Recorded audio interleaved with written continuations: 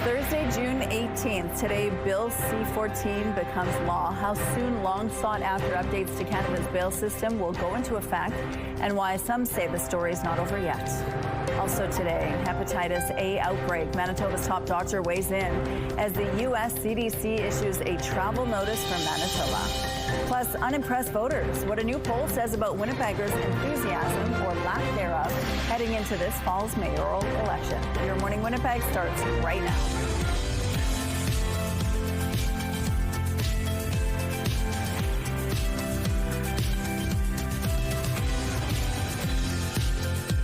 Good morning, Manitoba. Happy Thursday to you. It is 6 a.m. Thank you so much for being with us here on Your Morning Winnipeg. Ainsley is live at the Transcona Museum this morning. They closed up shop for a few weeks just so that they could change some of the exhibits and also get things ready for the summer season. So we're getting a sneak peek of what those new exhibits are.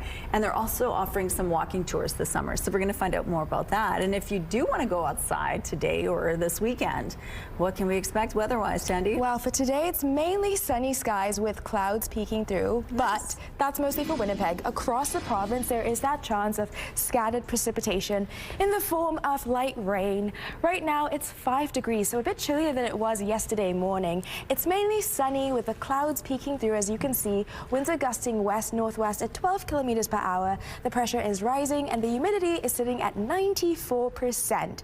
Now, as I mentioned, as you can see through our Skywatch right now, through the morning, it wasn't as cloudy. It was partly cloudy, and you can kind of see that in the activity. We don't have much besides that scattered precipitation out in the west, but looking towards the future, so we will get some cloud coverage. You can see the denseness all around, and you can see as well there's some rain that's taking place out in the west that's probably going to taper into Winnipeg by tomorrow, and I'll show that in just a minute. But as you can see up in the north, they will experience some form of light precipitation in the form of rain that's actually coming from the east. It's already peeking through, and it's basically going to rain, possibly, maybe more than scattered showers, and that's just in general across the province except in Winnipeg. And looking into it more, you can see that cloud coverage. Winnipeg does have a chance of precipitation just for tomorrow. We might get some.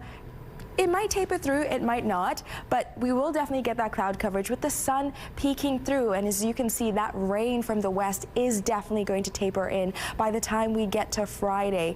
And we might even experience an overnight storm, but by the time we get to Saturday, as you can see, it's cleared away. So Saturday won't be rainy, it's mainly going to be sunny. So actually looking towards the 7-day forecast, again, today our high is 21 degrees. A little bit chillier than it was. Our seasonal average is usually 24. And looking into Friday, as I mentioned, we will have that scattered precipitation, and there's a 30% chance of thunderstorms. So just keep that raincoat and umbrella neck close by. And looking into the weekend, it's going to be mainly sunny with those clouds still peeking through.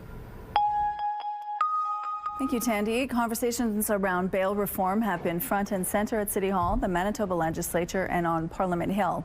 After years of debate, changes are coming. CTV's Daniel Homerson explains.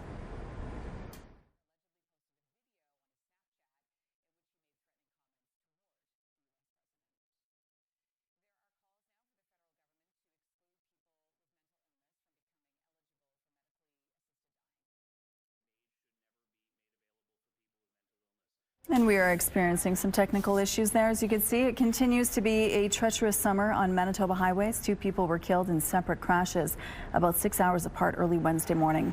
The first happened shortly after midnight on Highway 59 near Petitfontaine Road, northeast of Niverville. Mounties say a northbound vehicle crossed into the path of a southbound semi-truck. The 20-year-old man from Ontario driving the vehicle was declared dead at the scene. His passenger, a 13-year-old boy from Steinbach, was airlifted to hospital with serious but non-life-threatening injuries.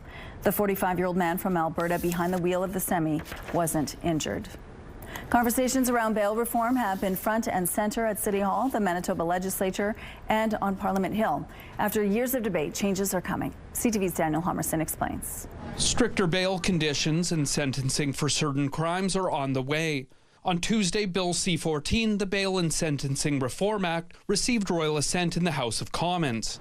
It's welcome news for Manitoba politicians who have been pushing Ottawa to introduce bail reform. It's all about keeping communities safe, and so, anytime we're talking about violent repeat offenders, we knew that we needed to see changes made. The legislation makes it more difficult to get bail for a variety of crimes, especially for violent and repeat offenders, by imposing a reverse onus on bail.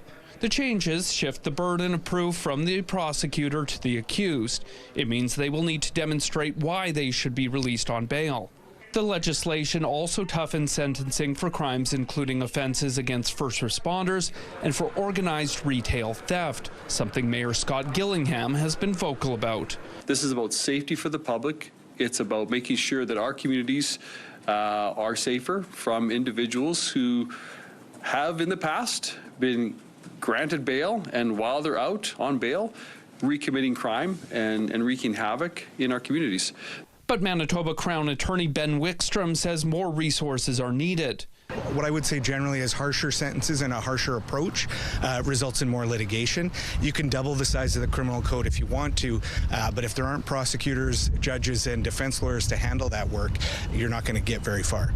And criminal defense lawyer Chelsea Suderman questions if the Bail and Sentencing Reform Act will do enough to curb repeat offenders. But until we're ready to fund additional programs and have people accessing more rehabilitative steps while in custody, I don't think this is going to do much.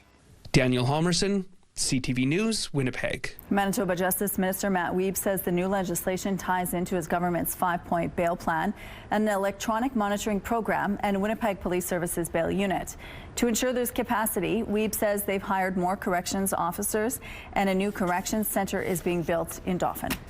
Manitoba's ongoing hepatitis A outbreak has prompted the U.S. Centre for Disease Control and Prevention to issue an official travel notice. We see populations that are increased risk in Winnipeg, those with housing issues, those who use drugs and other substances. And so we really see that outbreak continuing. The CDC's website issued a level 1 warning related to the hepatitis A outbreak, advising travelers to take precautions for safety and hygiene. 4 people have died since the Manitoba outbreak started last year, and cases continue to spread.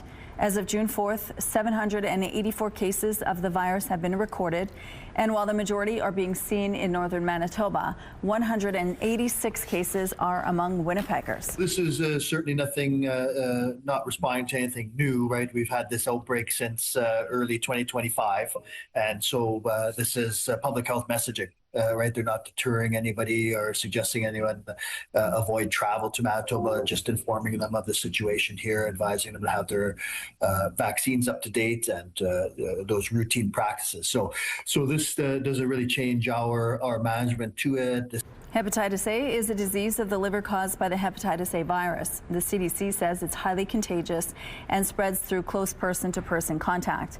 The organization advises travelers to get vaccinated against the virus, practice good hand hygiene, avoid sharing needles, and engage in safe sex. Dr. Roussin says there are no current plans to declare the outbreak a state of emergency, as it wouldn't provide any additional resources to the province. When it comes to the Canada-U.S.-Mexico trade agreement, U.S. President Donald Trump says the United States would be better off without it. I would rather not have the USMCA. The primary reason I wanted it was because there was no way out of NAFTA, which was the worst trade agreement ever made, like ever.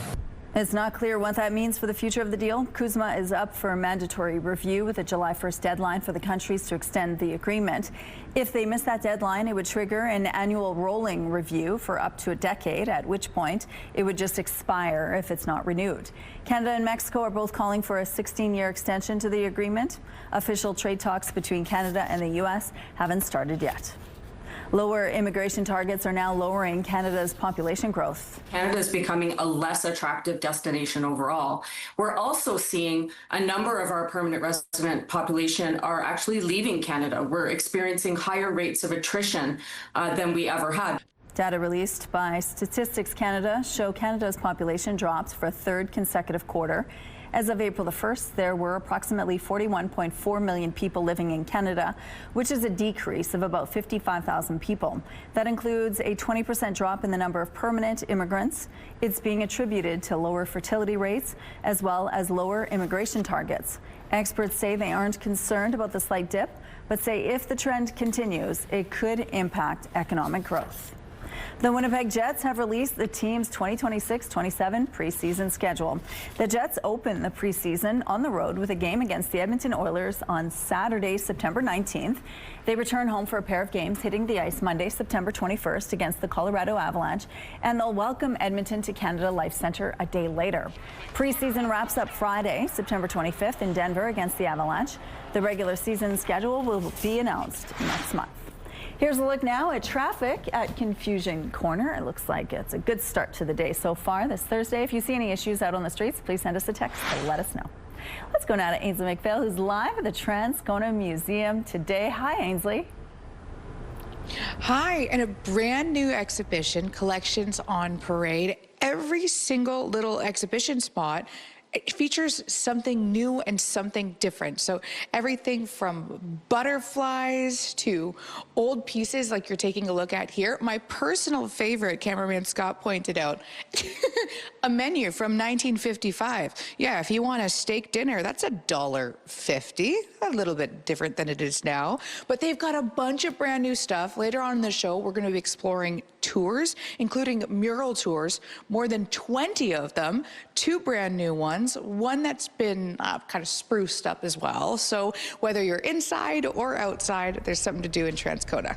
$1.50. Could you imagine how many times you could go eat in a week? That's great. Okay, thank you, Ainsley. Let's go ahead to the rooftop now. It looks a little cloudy starting off this morning, Tandy. It definitely is a little cloudy. I can see the sun slowly beginning to peek through, but yes, it feels cooler than it was yesterday. I'm in my jacket right now, but I'm actually feeling a little chilly. It's 7 degrees right now. The pressure is rising. The humidity is sitting at 91%, and the winds are gusting west-northwest at 13 kilometers per hour. So across the province, we're going to be dealing with these cooler temperatures for today because the rain might come tomorrow. In fact, throughout the province, there's that chance of scattered precipitation in Brandon, in Dauphin, and even in Churchill, who experienced some sogginess just yesterday and the day before. They're sitting at 1 degree currently, so it's much, much cooler than it is here in Winnipeg.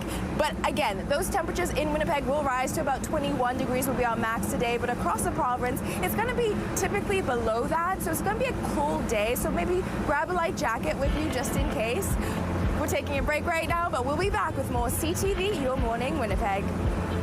Weather is brought to you by the Better Business Bureau. Research at bbb.org before you buy. Good morning. Hospital emergency departments are busy places. There are people with critical health problems who need a doctor's attention right away, but many ERs are seeing other people arrive with problems that can't be solved by medical staff, which is why social workers are working nonstop at HSC. As CTV's John Hendricks shows you, more of these workers will soon be added to other hospitals.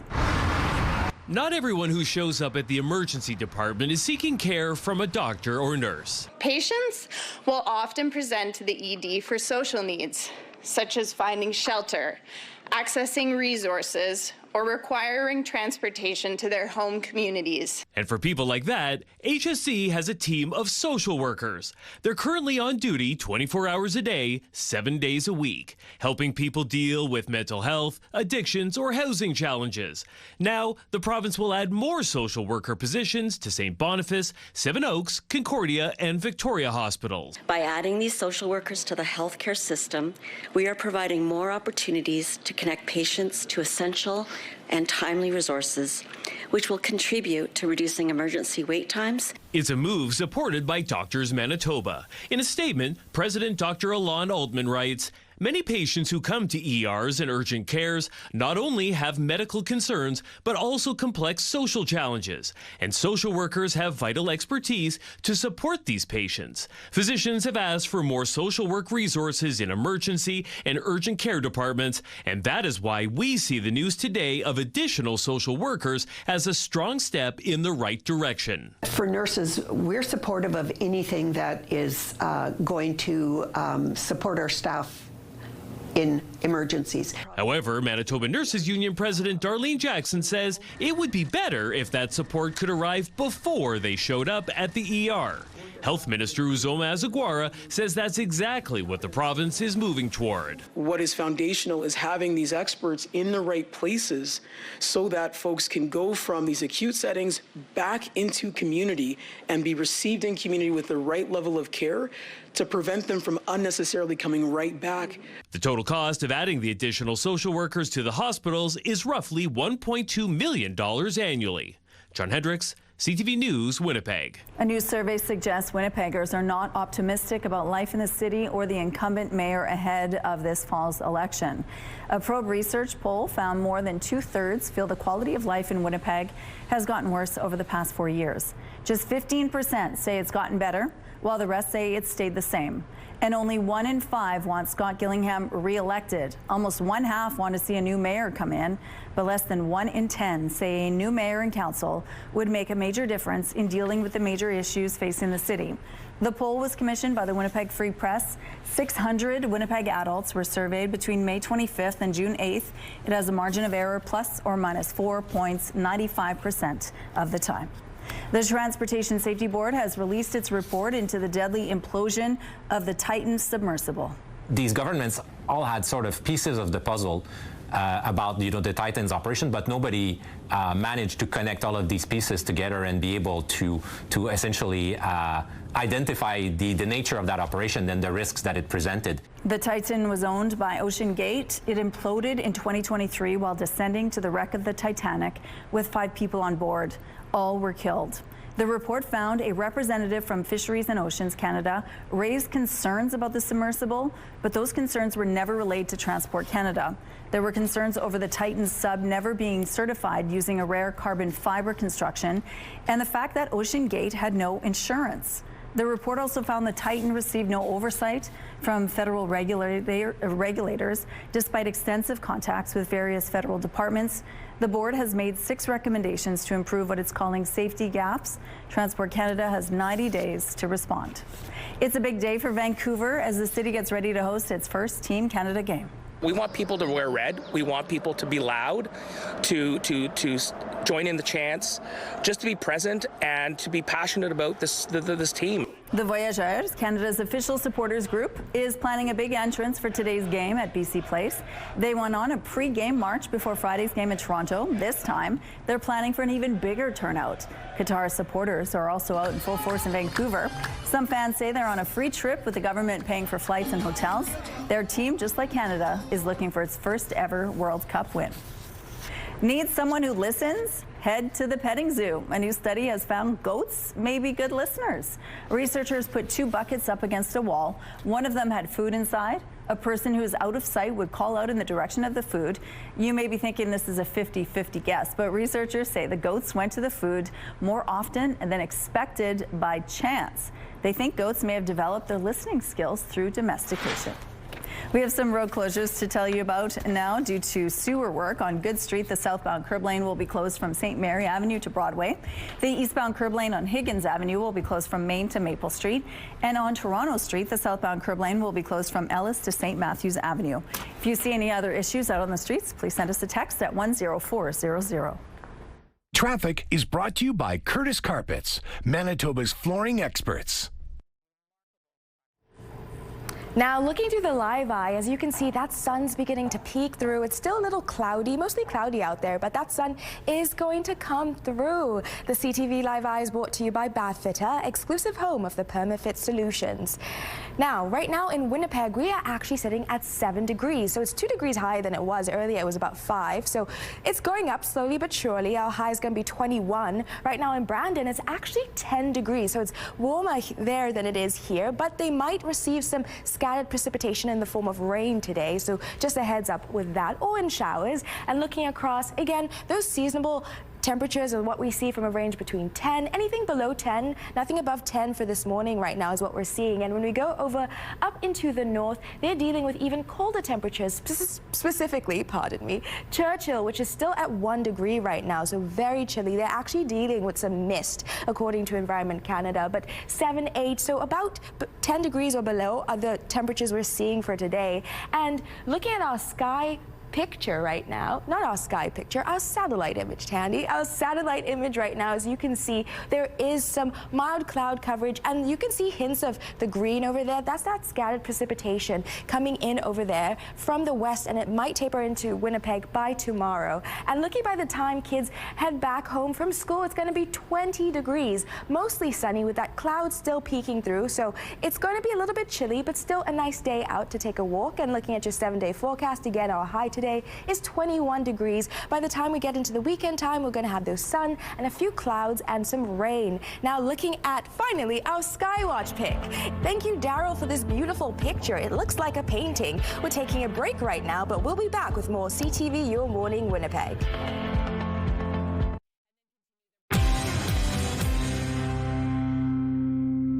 Good morning. The Winnipeg Folk Festival is on the horizon, and we have a contest for you.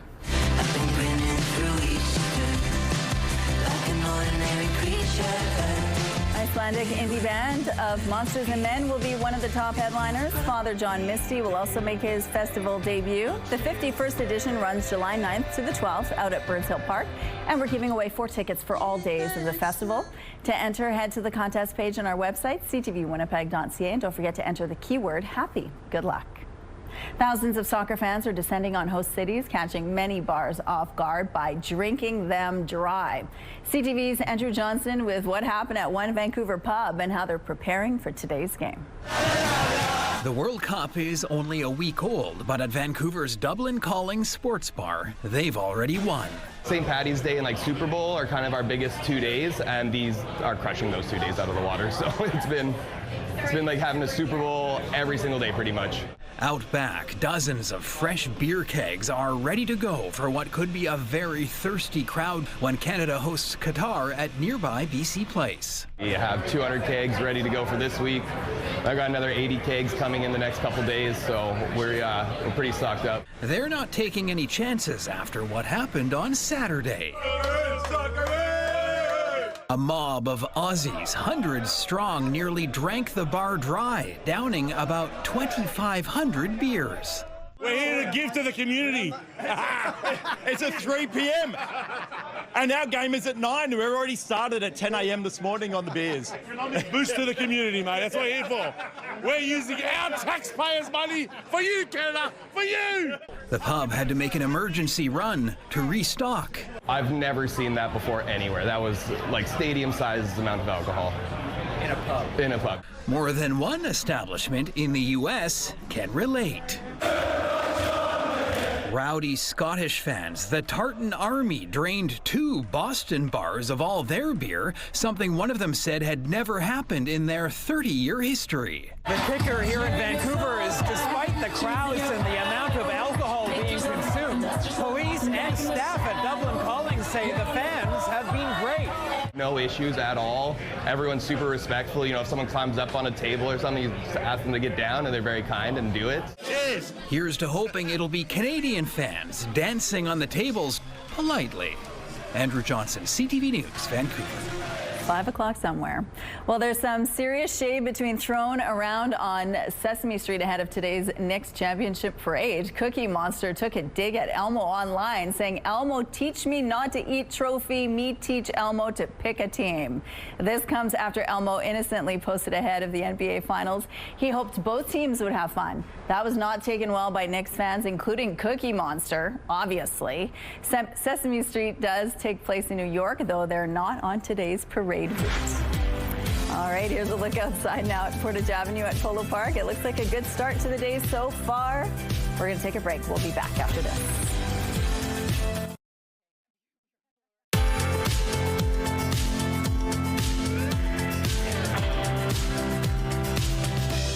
Good morning. It's 7 degrees right now with mostly cloudy skies and that sun beginning to peek through. Winds are gusting west-northwest at 13 kilometers per hour. The pressure is rising and the humidity is sitting at 91%. Now, as I mentioned before, looking through our Skywatch image, I don't know if you can see those icons over there, but there's some T-storms that are actually forming right now over into the west, and they probably will taper into Winnipeg and most of the province by the end of day tomorrow, even overnight today. But looking towards our temperature for today, sorry about that, it's 21 degrees. 21 is our high. It's going to be mainly sunny with winds gusting northwest at 20 kilometers per hour. By the time we get overnight, though, it's going to be 10 degrees with very, very light winds. But according to Environment Canada, we have a 30% chance of thunderstorms. Yes, I know, thunderstorms overnight. We might possibly receive rain tomorrow and even a thunderstorm as well, according to Environment Canada. So keep those raincoats, those umbrellas close by. And looking again into tomorrow, as I mentioned, our high is going to be 17 degrees, so much cooler than it is today. Our seasonal average is usually 24, so much, much cooler than what's usually expected for this time of year. Winds will be gusting northwest at 30 to 50 kilometers per hour, so quite intense winds, and those winds are going to make it feel cooler than it is, especially with that 30% chance of a thunderstorm. It'll be much, much cooler and colder, so keep that in mind when you're getting ready tomorrow. And looking into the 5-day forecast right now, looking into the weekend time, we're at 21 degrees, 22 degrees on Saturday and Sunday, so mainly sunny skies, which is what we'd love to see right now. And then it's going to be a little bit cloudy and possibly some rain again in the form of precipitation of showers on Tuesday. So you want to keep that in mind and don't throw away those raincoats just yet. Thank you, Tandy. We're learning more about a 2-vehicle crash that had happened Tuesday in the St. John's neighborhood. Manitoba's police watchdog says one of the vehicles was stolen and police were following it before the crash. The independent investigation unit says officers decided not to continue pursuing it for safety reasons, but shortly after noon at the intersection of Mountain Avenue and Salter Street, it crashed into another vehicle. The driver of the second vehicle and his 3 passengers were sent to hospital with injuries of, quote, varying severity. The driver of the stolen vehicle left the scene and still hasn't been identified. Anyone who witnessed the crash or has other information is asked to contact the IIU. Hanover's school division passed a controversial motion this week giving parents more control over their students' health care and counseling. A group of parents says the wording of this motion may put some youth at risk. Here's CTV's Joseph Bernacki.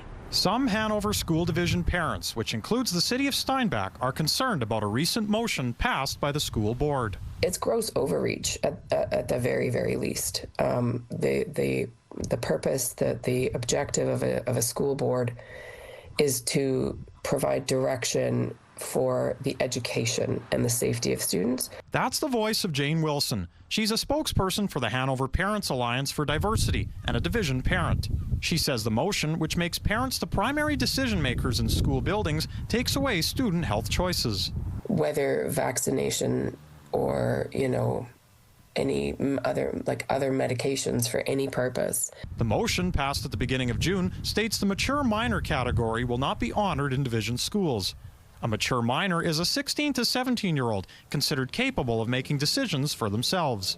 Hanover Board Chair Dallas Wiebe declined an interview but sent a statement saying, in part, the board has heard concerns from parents regarding trust, communication, and transparency, and believes these principles are important to maintaining public confidence in education. Wilson says the motion places a wedge between teachers and parents. She says not every youth has a safe home to go to or a parent they trust. I recognize that there may still be things, as good as our relationship is, that they don't feel comfortable coming to me. The decision is being applauded by some parents on social media. We reached out to a number for comment, but they either did not want to appear on camera or did not respond before deadline. Joseph Bernacki, CTV News, Steinbach. The Manitoba Advocate for Children and Youth says the motion ignores the rights of young people, adding it is in opposition to the Healthcare Directives Act and the Public Schools Act. Tracy Schmidt, Minister of Education and Early Childhood Learning, says her department met with the Hanover School Board and is reviewing the policy. The deal between the U.S. and Iran to end their war is signed and now in effect. This was not easy, I can tell you. U.S. President Donald Trump signed the deal during dinner in Versailles with French President Emmanuel Macron. Iran has also released pictures showing its president signing the deal. Some of the deal's main points include an end to fighting on all fronts and the opening of a 60-day negotiating window. The Strait of Hormuz reopens toll-free for 2 months. Iran can now sell its oil without sanctions, and the U.S. will be part of a $300 billion development fund for Iran. The deal was set to be signed at a ceremony in Switzerland tomorrow. It's not known whether that is still happening. Meantime, negotiations are said to be happening now between the U.S. and Israel over Lebanon. A senior Israeli official close to Prime Minister Benjamin Netanyahu has told Reuters that Israel has no intention of backing down on its position and plans to continue to deploy troops in southern Lebanon. Lebanese media is also reporting new Israeli strikes in the country, despite the U.S.-Iran Memorandum of Understanding ruling them out. BC's safety regulator has found electrical non-compliances after 12 school children were injured at the Cultus Lake Water Park. The attraction will stay closed until the issues are fixed. The grade 6 and 7 students were at the park Monday on a school trip when they were hurt after touching a railing. It's game day for Canada at the World Cup, and good news, Captain Alphonso Davies is ready to go. He's been in training this week, and he'll be available tomorrow, and we'll see how the match goes and then make a decision on how we would choose to use him. Even though Davies is available, it remains to be seen how he'll be used. The Canadian captain hasn't played since early May when he hurt his hamstring. Davies can provide a big boost in what will be a vital game for Canada. Canada picked up its first ever point at the World Cup on Friday. A win and 3 points today will go a long way to help Canada book a spot in the knockout rounds. That game goes this afternoon with coverage starting at 4:45 p.m. Central Time here on CTV and TSN. And just a reminder, CTV Winnipeg's 5 and 6 p.m. TV newscasts are preempted this evening by the FIFA World Cup. You can still watch CTV News at 6 online. Here's a look at traffic now along Main and Broadway. It looks like things are starting off really nicely this Thursday morning. If you see any issues out there, please let us know. Here's a look at your gas prices in Winnipeg. The average is $1.56. It's lower than it was yesterday. And the lowest price in the city is $1.42, found at Co-op on Grant Avenue. All this information is on gasbuddy.com. The Price at the Pump is brought to you by the Kidney Foundation. Help by donating your card today. Coming up, you're taking a look inside the Transcona Museum. They have some new exhibits to show off. We're going to get a sneak peek with Ainsley McPhail. Stay with us.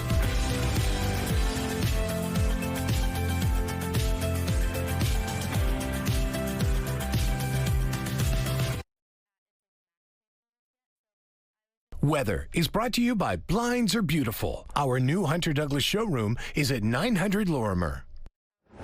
So it's a little bit cool outside right now. I'm feeling a little bit cold in my jacket, so it is a little bit cool, so keep that in mind. It's currently 7 degrees with mostly cloudy skies, but that sun is beginning to peek through. I can see it out in the distance. Winds are gusting west-northwest at 13 kilometers per hour. The pressure is rising and the humidity is sitting at 91%. Now across the province, they're dealing with these mild temperatures as well. Imported, it's 8 degrees right now. Brandon with 10 degrees, so much warmer than across most of the province.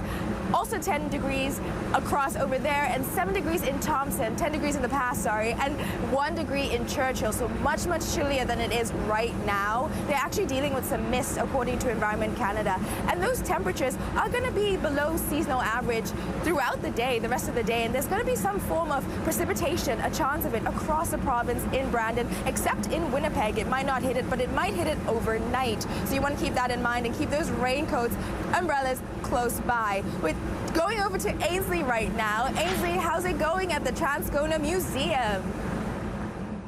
Fantastic. And when you go to a museum quite a bit, you get to see when they refresh the exhibition. So this is perfect. Jen Maxwell's joining us. She's curated the space and going to tell us about the refresh. Good morning. Hi, morning. We're really excited about the space we're currently in. I love the colors. I love the new pieces that I haven't seen yet. Tell us about the desk. So that's the crew chief's desk. It's not been on display for a couple of years, but it was a standing desk at the Transcona shops. The employees would hang their keys or aprons on the one side. There's a 1966 snow report that's been, carved into the other side. So a little fun piece of history. And we wouldn't be talking about Transcona if we didn't address the 2747. Yes, which turned 100 years old this year. So we have a small display dedicated to that in our railway section. So that's this space behind us here. Other sections of this space include our RCMP uniform, we have our kids zone, our military section, and then our archaeology section. So everything's been color-coded and given its own designated space. And how do you decide, because I'm sure you're going through a lot of different items, lots of different pieces of history. Yes, so some of these items are on permanent display, like our CMP uniform or our ship's wheel. So it's finding artifacts in the collection that we already have to complement those pieces and to really lean into the fact that this is our permanent gallery space. So the refresh was all about giving that visual wow and, you know, refreshing these exhibits that have been on display for a little bit, but giving them a new feel. And if someone's a big fan of vegetables, they could have a look at a display regarding those. What do I mean when I say that? So in the Hall Gallery, we have a temporary display from the Transcona Garden Club, and it's their soft vegetable sculptures. So they've been designing these sculptures since the 80s. So every couple of years, they add a new one to the collection, and it's super fun, and the kids love it. That is the most niche thing I've ever heard. Maybe not ever. I've been doing this job for quite a bit of time. This is awesome. Okay, stay with us throughout the morning. We're at the Transcona Museum.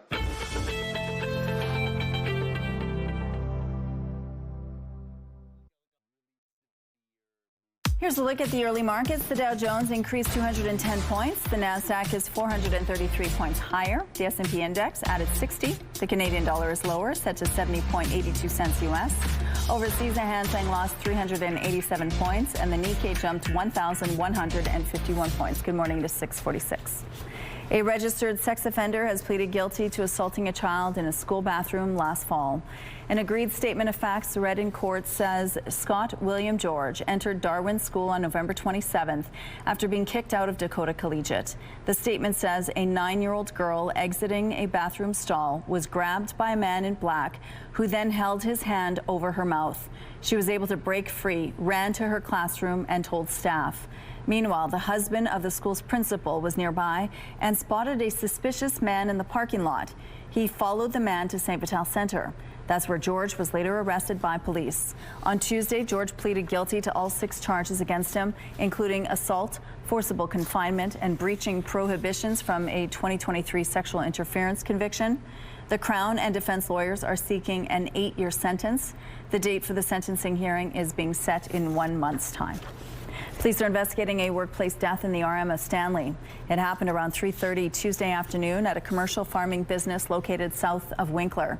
Police say a 68-year-old man from the RM of Rhineland became entangled in machinery. He died at the scene from his injuries. Both RCMP and Manitoba Workplace Health and Safety are investigating. A Winnipeg bakery is calling for safety upgrades because of the number of vehicle collisions outside its shop. The co-owners of Goodies at Aaron and Ellis say several cars and trucks have smashed into the bakery over the last decade. CTV's Jeff Keel now on the changes a city councillor says could be made to make the intersection safer.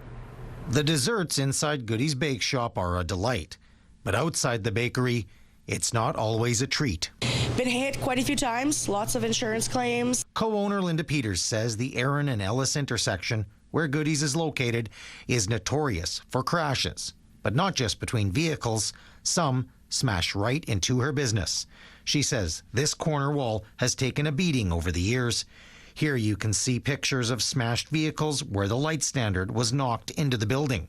One of the more serious incidents in 2020, a semi-truck rammed into the business across the street. Oh, the building shakes, and the sound is like every time it's just like it's devastating. You're just hoping like, oh, nobody's hurt. Since 2020, MPI says there have been 224 collisions at Aaron and Ellis, including 20 already this year. Peters is worried about her customers and staff. She wants safety upgrades made to the intersection.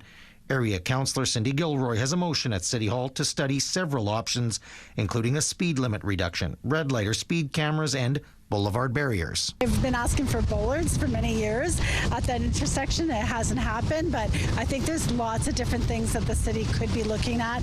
The city says bollards are not feasible, but improvements have been made here, including making the traffic signal more visible and reducing lane widths to curb speed.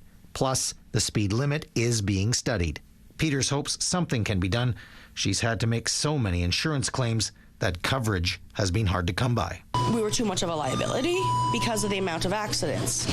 So I really have to pay a big premium because of the amount of accidents were considered high risk. Jeff Keel, CTV News, Winnipeg. A Toronto artist has found a new way to use old jerseys.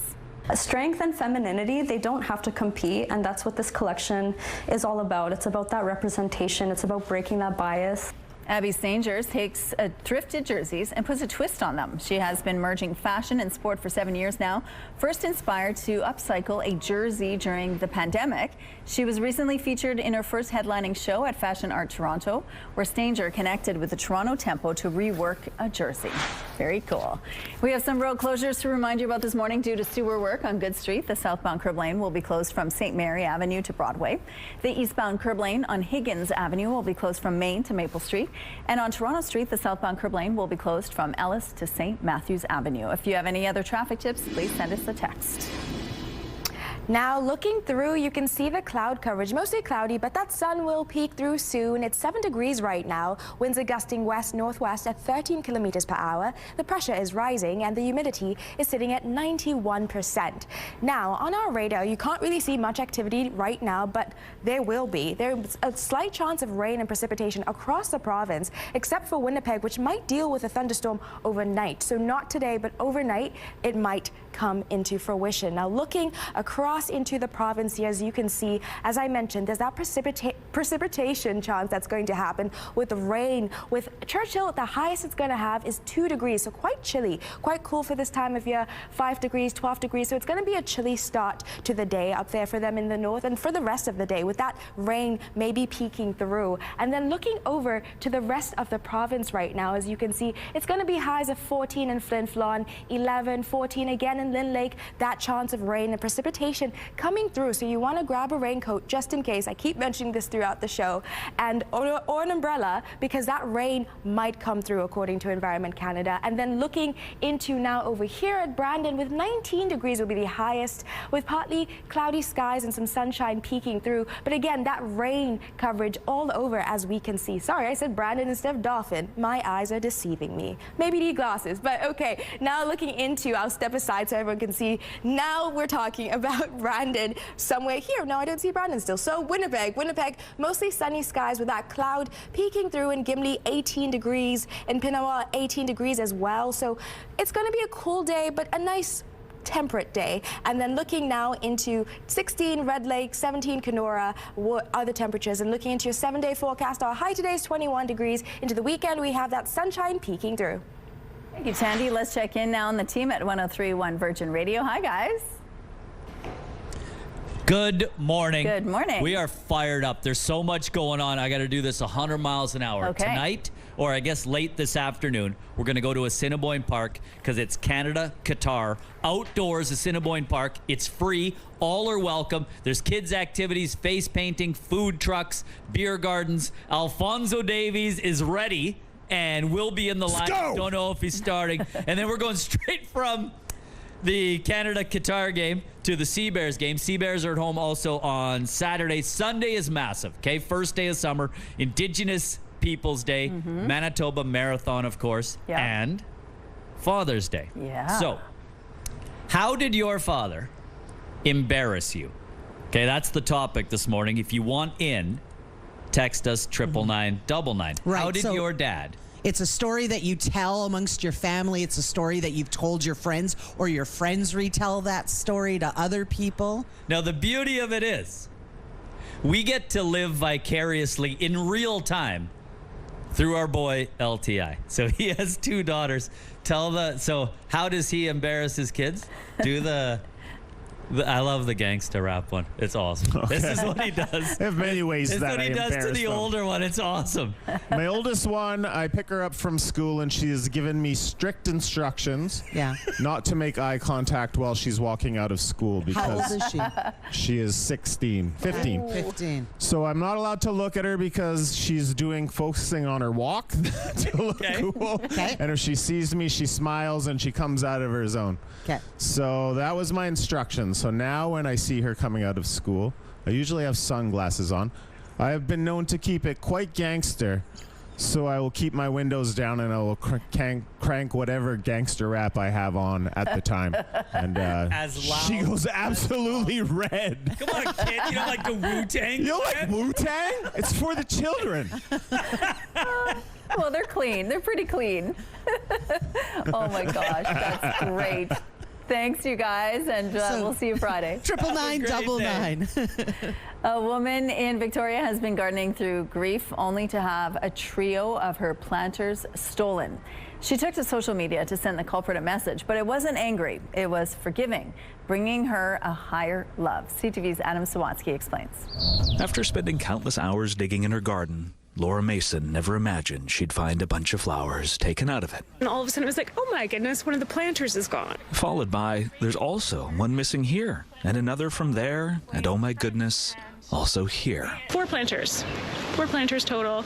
Although the meaning behind them was immeasurable. My garden is my sacred space that I've been tending to my grief in. You see, Laura started planting her grief garden after suffering 3 consecutive losses. Her cat, her dad, and her husband. I felt like a piece of me was taken away. It hits extra hard. And after a security camera captured video of somebody taking all the plants, Laura's friends suggested she fight back extra hard. And everybody was like, we've got to name and blame, we've got to shame this person, this is insane. So Laura wrote a message to the person on the neighborhood community page. Oh, I was in tears the entire time I wrote it. She wrote, "I hope these flowers bring you joy." And instead of vilifying them, Laura invited them to visit her and offered to buy them their own plants. That I would be happy to help them start their own garden. Because although she condemned what they did, Laura felt compassion for why they may have done it. Just assume everybody's going through something difficult and be kind to each other. But for whatever reason, the moderators of the community page didn't post Laura's message. And I was like, oh no, it wasn't meant to be, I'll just leave it. And then, I was completely surprised. Because a week later, it was posted, and Laura was inundated with positive feedback on what would have been her husband's 40th birthday. I blame my husband. So I absolutely think he was just sprinkling a little love for me when he couldn't be here for me, so he just rallied the community. And whether she receives a response from the person who stole her plants or not, forgiveness is an incredible tool. Laura says she's already beginning to feel like a garden blooming after a long winter. Your world, it becomes lighter and brighter. Full of abundance. Adam Sawatsky, CTV News. It's a beautiful garden. All right, here's a look outside now at the Provencher Bridge. Things are moving well starting off this Thursday morning. We're taking a break. We'll be right back.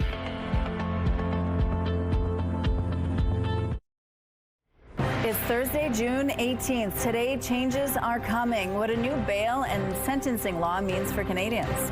Plus, an outbreak alert. Why a U.S. health agency has issued a travel advisory for Manitoba. And a big day in BC. How Vancouver is gearing up to host the Team Canada game.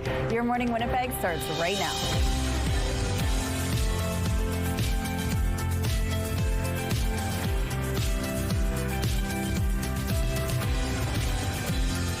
Good morning, Manitoba. Happy Thursday to you. It is 7 o'clock. Thank you so much for being with us here on Your Morning Winnipeg. Now at 7:52 in our Community Connection, we're going to tell you about the Little Valley Jamboree. It's happening in Erickson, Manitoba this weekend, and is really a great cause. There's bands, there's going to be food, there's going to be all kinds of really great events for the whole family, including camping, but it's all for a great cause as well. It's for supporting kids with physical disabilities, and so we're going to find out a little bit more on what you can do to support them, and if you are looking for something to do this weekend, why it's a good spot to check out for your family. But the weekend, it's almost around, it's just about here. What can we expect today and heading into the weekend? So heading to the weekend, unfortunately tomorrow we do have a chance of a thunderstorm. I know I said the T word. That's inevitable, unfortunately. But right now we are sitting at 7 degrees. The wind is gusting west-northwest at 13 kilometers per hour. The pressure is rising and the humidity is sitting at 91%.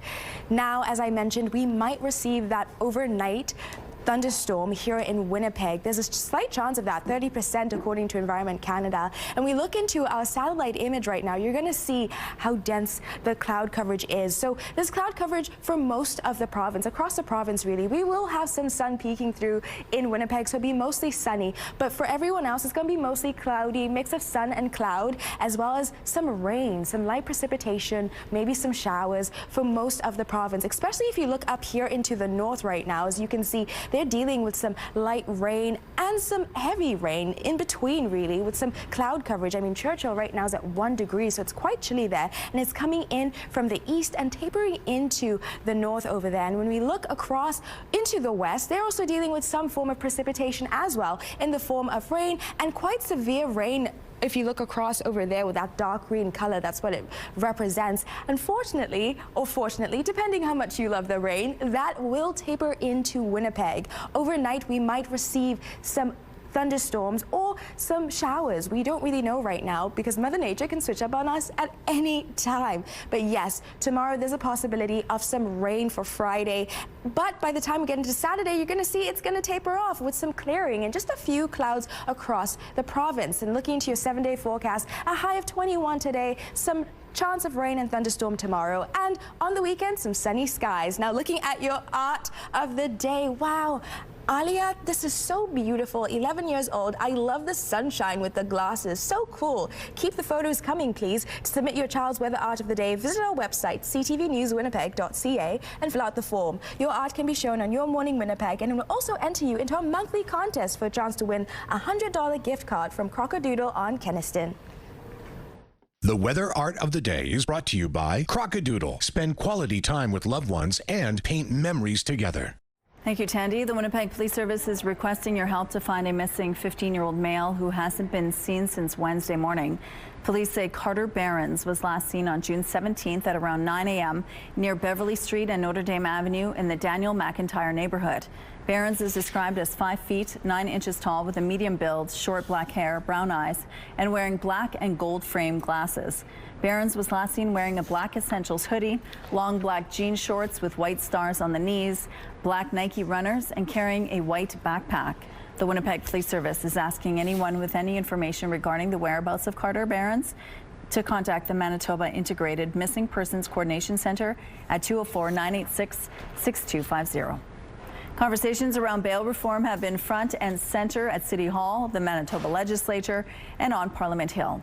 After years of debate, changes are coming. CTV's Daniel Homerson explains. Stricter bail conditions and sentencing for certain crimes are on the way. On Tuesday, Bill C-14, the Bail and Sentencing Reform Act, received royal assent in the House of Commons. It's welcome news for Manitoba politicians who have been pushing Ottawa to introduce bail reform. It's all about keeping communities safe, and so, anytime we're talking about violent repeat offenders, we knew that we needed to see changes made. The legislation makes it more difficult to get bail for a variety of crimes, especially for violent and repeat offenders, by imposing a reverse onus on bail. The changes shift the burden of proof from the prosecutor to the accused. It means they will need to demonstrate why they should be released on bail. The legislation also toughens sentencing for crimes including offenses against first responders and for organized retail theft, something Mayor Scott Gillingham has been vocal about. This is about safety for the public. It's about making sure that our communities are safer from individuals who have in the past been granted bail and while they're out on bail, recommitting crime and wreaking havoc in our communities. But Manitoba Crown Attorney Ben Wickstrom says more resources are needed. What I would say generally is harsher sentences and a harsher approach results in more litigation. You can double the size of the criminal code if you want to, but if there aren't prosecutors, judges, and defense lawyers to handle that work, you're not going to get very far. And criminal defense lawyer Chelsea Suderman questions if the Bail and Sentencing Reform Act will do enough to curb repeat offenders. But until we're ready to fund additional programs and have people accessing more rehabilitative steps while in custody, I don't think this is going to do much. Daniel Homerson, CTV News, Winnipeg. Manitoba Justice Minister Matt Wiebe says the new legislation ties into his government's 5-point bail plan, an electronic monitoring program, and Winnipeg Police Services bail unit. To ensure there's capacity, Wiebe says they've hired more corrections officers and a new corrections center is being built in Dauphin. Manitoba's ongoing hepatitis A outbreak has prompted the U.S. Centre for Disease Control and Prevention to issue an official travel notice. We see populations that are increased risk in Winnipeg, those with housing issues, those who use drugs and other substances. And so we really see that outbreak continuing. The CDC's website issued a level 1 warning related to the hepatitis A outbreak, advising travelers take precautions for safety and hygiene. 4 people have died since the Manitoba outbreak started last year, and cases continue to spread. As of June 4th, 784 cases of the virus have been recorded, and while the majority are being seen in northern Manitoba, 186 cases are among Winnipeggers. This is certainly nothing, not responding to anything new, right? We've had this outbreak since early 2025. And so this is public health messaging, right? They're not deterring anybody or suggesting anyone avoid travel to Manitoba, just informing them of the situation here, advising them to have their vaccines up to date and those routine practices. So this doesn't really change our management to it. Hepatitis A is a disease of the liver caused by the hepatitis A virus. The CDC says it's highly contagious and spreads through close person-to-person contact. The organization advises travelers to get vaccinated against the virus, practice good hand hygiene, avoid sharing needles, and engage in safe sex. Dr. Roustan says there are no current plans to declare the outbreak a state of emergency, as it wouldn't provide any additional resources to the province. It's a big day for Vancouver as the city gets ready to host its first Team Canada game. We want people to wear red. We want people to be loud, to join in the chants, just to be present and to be passionate about this team. The Voyageurs, Canada's official supporters group, is planning a big entrance for today's game at BC Place. They went on a pre-game march before Friday's game in Toronto. This time, they're planning for an even bigger turnout. Qatar supporters are also out in full force in Vancouver. Some fans say they're on a free trip with the government paying for flights and hotels. Their team, just like Canada, is looking for its first ever World Cup win. Here's a look at what's happening now on McPhillips Street. It looks like traffic volumes are slowly picking up in this part of the city, but overall moving quite well. We have no issues to tell you about at this point in the drive. Unifor is calling the upcoming negotiations with the Detroit 3 automakers the most consequential in its history. Talks between the union, which represents 19,000 Canadian auto workers, and Ford are set to kick off Monday in Toronto, with GM and Stellantis to follow. The current collective agreements expire in September. The bargaining comes amid difficult conditions for the sector as it copes with U.S. tariffs, uncertainty linked to upcoming trade talks, and Canada's plan to import Chinese EVs. Well, if you have an iPhone and need to have the latest model, prepare to pay more. Outgoing Apple CEO Tim Cook telling the Wall Street Journal that the price of the iPhone and other Apple products will be going up because of the surging cost of memory chips. Cook didn't say when those increases would take place and happen, but Apple is getting set to release the iPhone 18 in September. The price of memory chips has been driven up by the boom in artificial intelligence. Those are your morning business headlines. For BNN Bloomberg, I'm Matt Scooby. Let's go back now to Ainsley McPhail, who is live this morning at the Transcona Museum. They're open again and ready for business. Good morning. Good morning, and there's tons to do and see. So whether you're coming in here and seeing the new exhibition or you're taking part in the tours, you're going to learn some little nuggets of information. So they got the mural tours, over 20 different murals, some new. They've got historic Transcona, so you're going to get some little nuggets of information like, oh, what's Judy Garland's connection to the area? And they've got a brand new one called the Devil's Strip, exploring the history of bootlegging and even the red light district here in Transcona, which would have been if you've ever walked by the KP Mall in the neighborhood. Some stuff was going down there, and the different suburbs and neighborhoods of Winnipeg had something to say about it. We'll share coming up later in the show. I love learning about the history of Winnipeg, especially when you're learning a little bit more about Transcona. Thank you, Ainsley.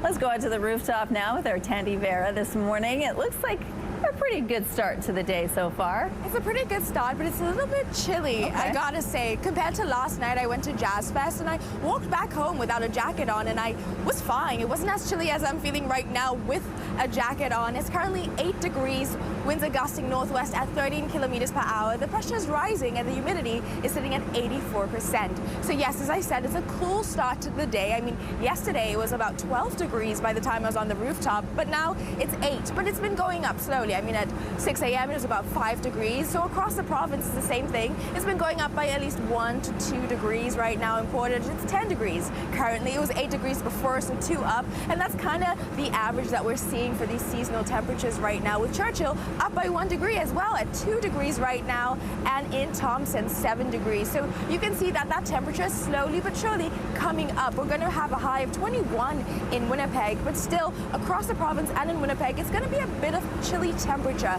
Not as bad as it has been in the past last week before then, but it's going to be a little bit chilly, so maybe grab a jacket just in case. And across the province, there is a chance of precipitation or some rain, so you want to keep your mind on that just in case you need an umbrella or a jacket. Weather is brought to you by ABC Fire and Safety, your CO2 refill store. Thank you, Tandy. It's time now for our question of the day. We want to know, will you be watching Team Canada today? What's your score prediction? Are you confident in our team's victory? You can text your answer to 10400. Make sure to follow the automated instructions so we can feature your response. And don't forget to include your name, please. Question of the day, brought to you by Provivo, Manitoba's #1 cool sculpting clinic, science-backed body contouring. It's time for our Pet of the Week reveal. This week, we're celebrating Ben. Ben was a feral cat found near Selkirk. Elmira told us her friend Margaret managed to bring him inside the house and befriend him. Now he's an adorable pet who just lounges around, as you can see. Congratulations, Margaret and Ben, for creating this special bond. We love your Pet of the Week submissions, so please keep them coming. Share a photo and a fun story about your pet, dog, cat, bird, or any other buddy at petoftheweek@ctv.ca. And then make sure to watch Thursdays to see if your pet is named our Pet of the Week. We're taking a break now. We'll be back right after this.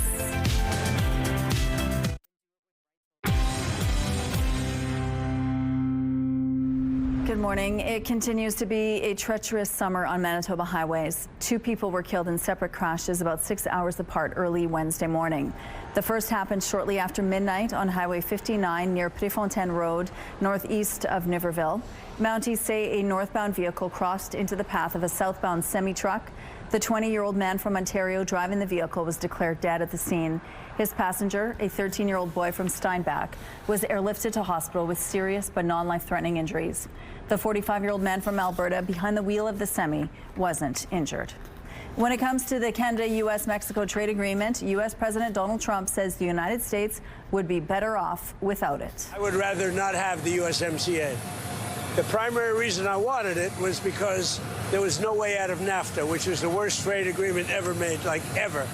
It's not clear what that means for the future of the deal. CUSMA is up for mandatory review with a July 1st deadline for the countries to extend the agreement. If they miss that deadline, it would trigger an annual rolling review for up to a decade, at which point it would just expire if it's not renewed. Canada and Mexico are both calling for a 16-year extension to the agreement. Official trade talks between Canada and the U.S. haven't started yet. Youth who are drowning are much less likely to be rescued when alcohol is present.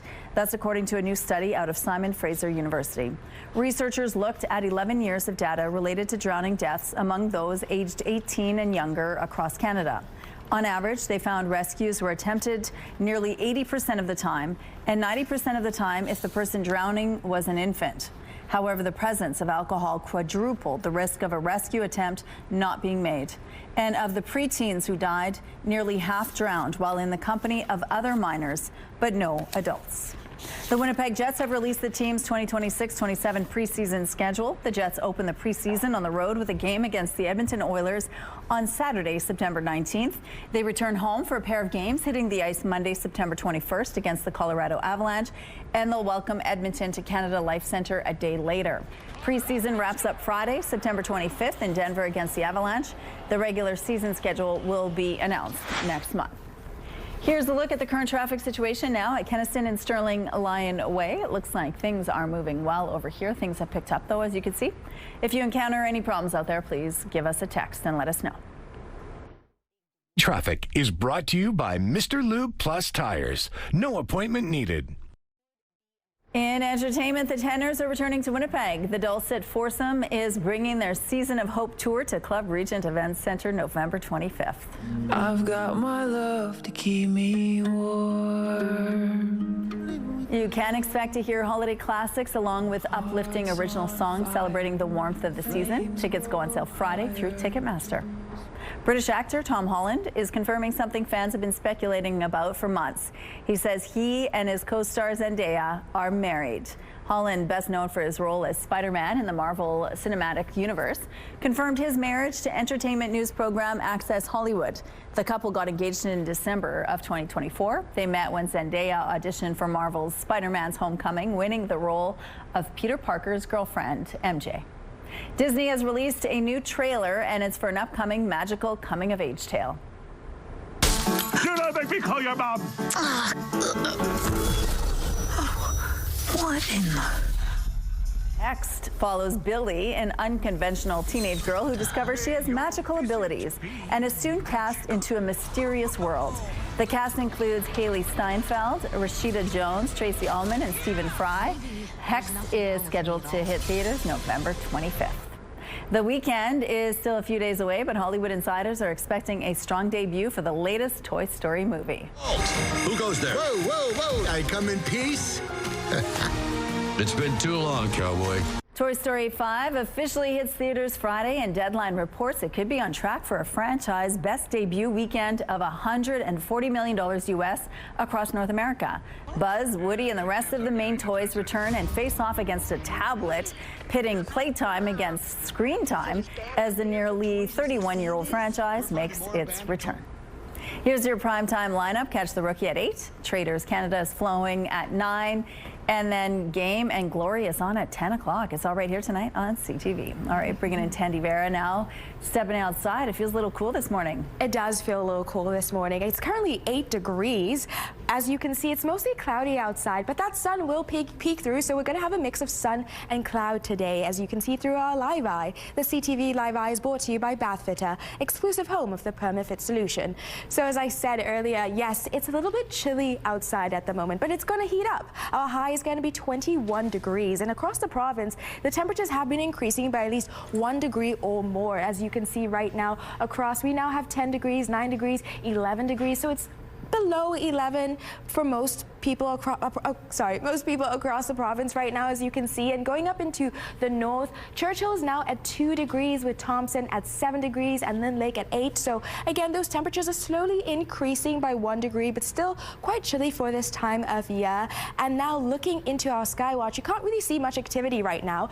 For Winnipeg, they might be overnight. We have a 30% chance of thunderstorms, according to Environment Canada. So you want to keep that in mind. Even leading up to into tomorrow, we might have that mild precipitation over Winnipeg, and across the province they might deal with that throughout the morning and the evening time as well. And by the time kids head home from school, it's actually going to be 20 degrees, and it's going to be cloudy, but still with the sun peeking through, and that's throughout the rest of the day really. 13 degrees by the time they leave for school. So again, pretty mild temperatures. Our seasonal average is usually 24, so we're just shy of that, about 3 degrees, because our high today is going to be 21 degrees. And as you see tomorrow again, there's that chance, 30% chance of thunderstorms. So you want to keep that raincoat, umbrella just close by. But by the time we get into the weekend, it's going to be mostly sunny. Now looking at our Skywatch pick of the day, Daryl, this is beautiful. It almost looks like a painting, just a reflection of the sunset on the water. Thank you so much for sending that through. Keep the pictures coming and send them to Winnipeg Weather at ctv.ca.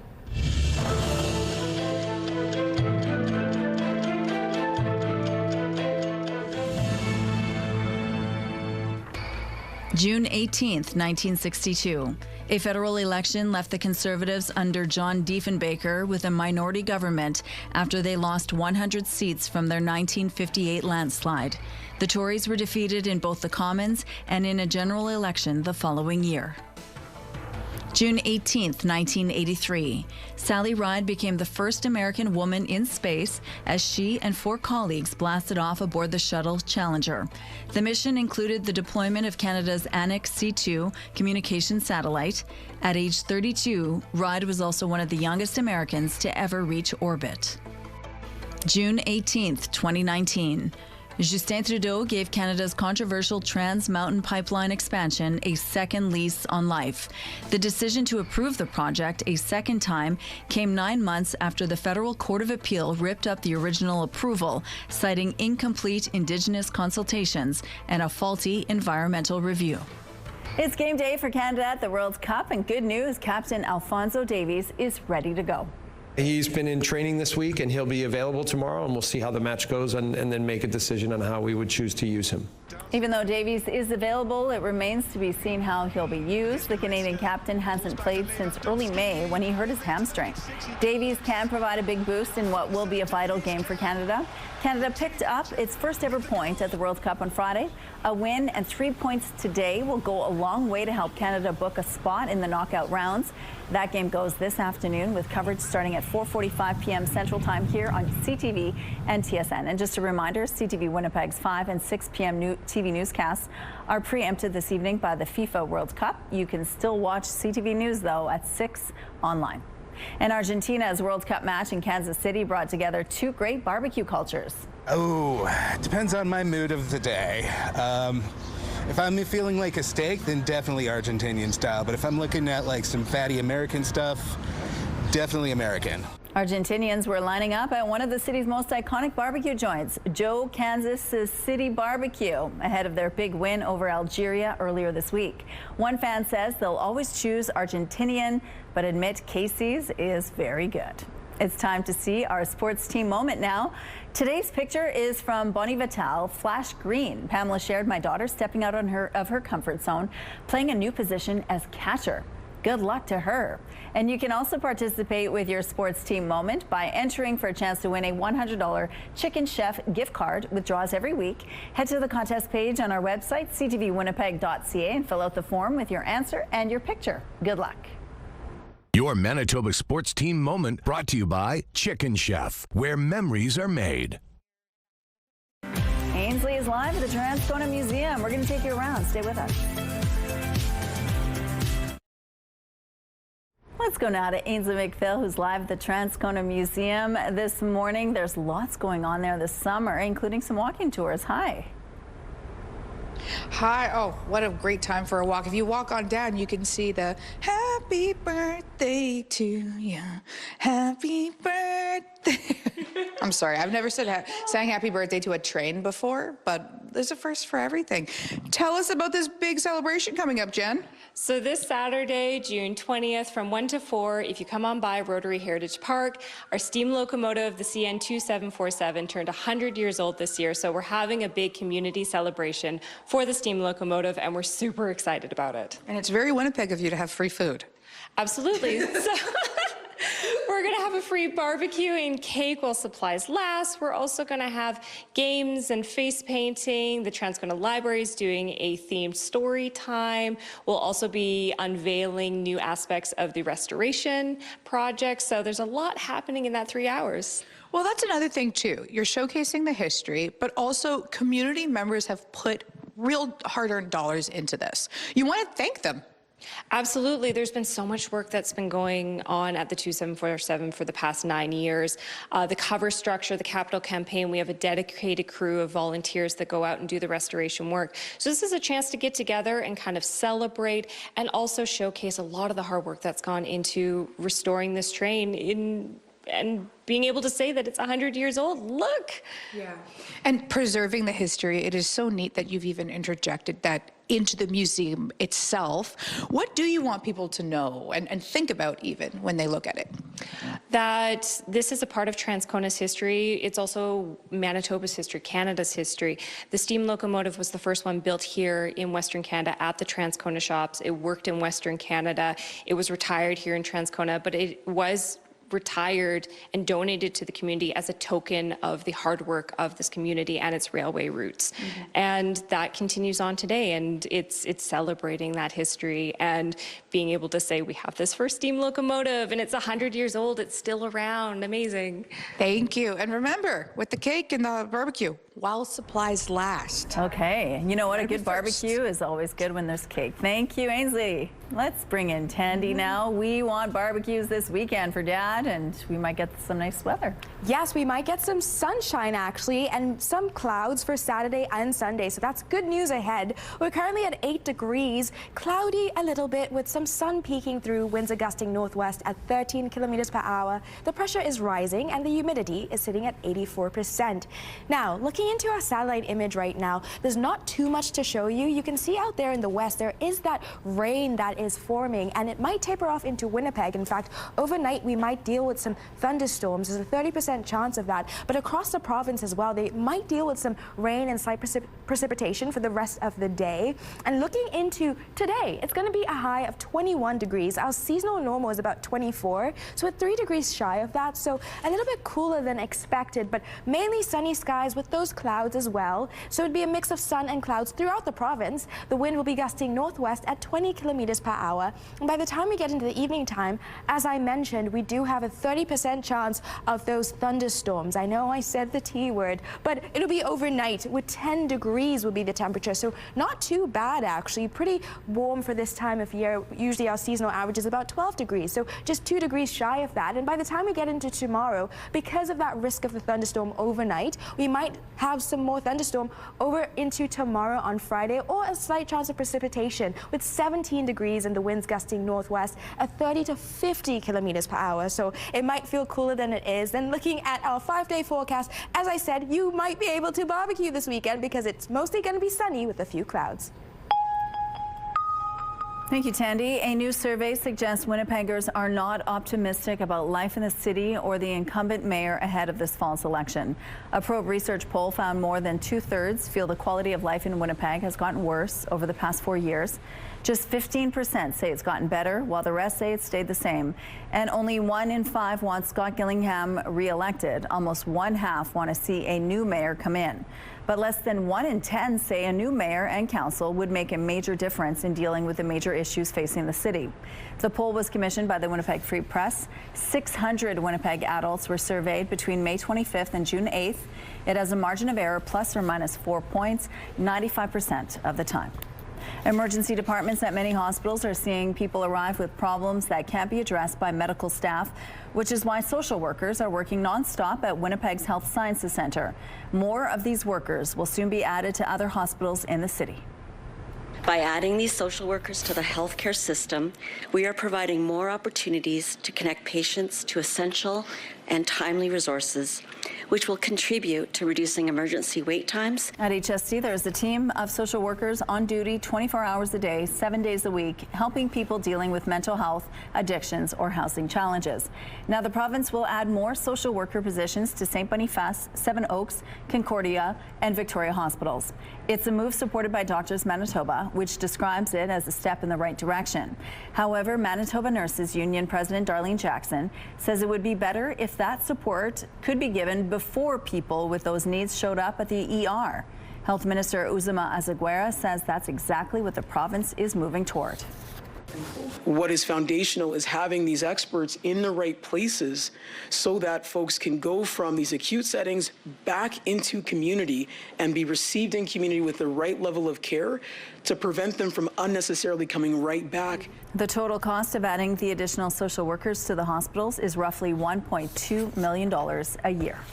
A deal to end the Iran war is officially signed, but there is criticism in the U.S. over the terms. This 14-point agreement is basically us and the world paying Iran to open up the Strait of Hormuz, which was open before the war started. U.S. President Donald Trump signed the deal in France. It's a 14-point memorandum of understanding, which takes effect immediately. It reopens the Strait of Hormuz. The U.S. will also lift sanctions and allow Iran to sell oil again. The deal makes no promises about Iran's nuclear program. It does open a 60-day window for talks. This morning, U.S. Secretary of War Pete Hegseth says the U.S. will restart hostilities if Iran doesn't live up to its end of the agreement. Secretary Hegseth was speaking at a meeting of NATO defense ministers. As President Trump put it, and rightfully so, he gave our allies a test to support America when we asked for their help. And too many failed it. At the meeting in Belgium this morning, Hegseth lectured allies on not helping the U.S. in its war with Iran. The U.S. has announced a review of its troops in Europe. It's also threatening not to pay some of its dues if other NATO members don't meet their spending commitments. The U.S. Homeland Security Secretary has delivered a blunt message about the state of Canada-U.S. relations. We can't allow fractures to take place and to grow. Some of the fracturing we have right now between the countries, we've got to figure it out, because we're not going anywhere and they're not going anywhere.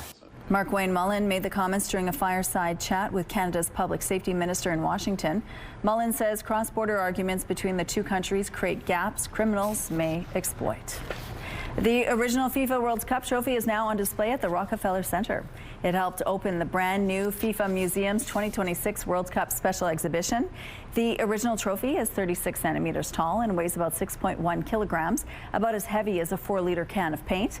It's made of pure gold. This current version of the trophy has been in use since 1974. We have some road closures to remind you about this morning due to sewer work on Good Street. The southbound curb lane will be closed from St. Mary Avenue to Broadway. The eastbound curb lane on Higgins Avenue will be closed from Main to Maple Street. And on Toronto Street, the southbound curb lane will be closed from Ellis to St. Matthews Avenue. If you have any traffic tips to share, please send us a text. Here's a look now at your gas prices. In Winnipeg, the average is $1.56. It's lower than it was yesterday. And the lowest price in the city is $1.42, found at Co-op on Grant Avenue. All this information is on GasBuddy.com. The Price at the Pump is brought to you by the Kidney Foundation. Help by donating your card today. Right now, we're sitting at 8 degrees under mainly cloudy skies. We're going to take a break. We'll be back right after this.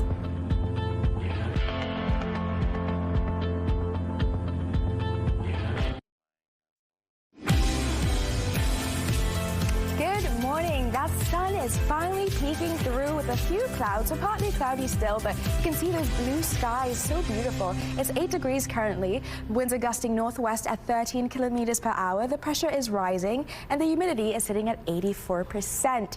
Now, looking at our satellite image right now, as you can see, as I mentioned before, over to the west, you can see that precipitation in that green form of that, probably in the form of rain. That's probably going to taper off into Winnipeg. Overnight, we might deal with some thunderstorms, but across the province, actually, they might just be rain and precipitation or showers that they're going to deal with. I'm going to step out of the way here so that you can all see. In Churchill, it's going to be 2 degrees with that chance of rain. Island Lake, 12 degrees. Thompson, 12 degrees as well. So all around in the north, they will receive maybe some rain or some light showers.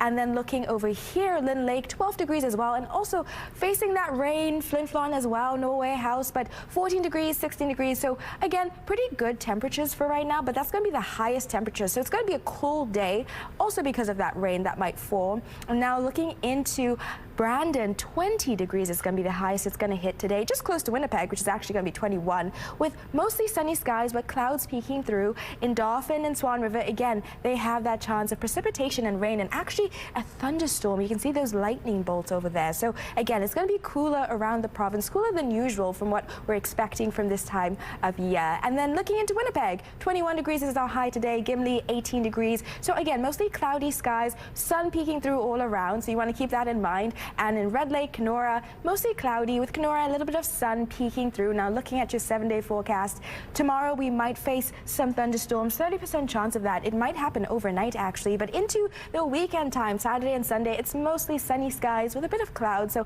there's something to look forward to. Thank you, Tandy. There's a lot of history in Transcona, and you could explore while you're walking. Good morning. Oh, Manitoba has some of the most beautiful murals in the country, and Transcona is no different. Over 20 of them with a brand new tour and some brand new murals. Jen is joining us once again. I guess it's not a new tour, but there's some new murals, so there's always something to explore. Yes, we were just told that there will be 2 new murals added to downtown Transcona this summer, and those will absolutely be incorporated into our murals walking tour. And an hour and a half of a walking tour, a beautiful way to spend an afternoon. Tell us about what people can expect. So on the murals walking tour, we look at both historic and contemporary murals that were painted over the past 30 years in the downtown here.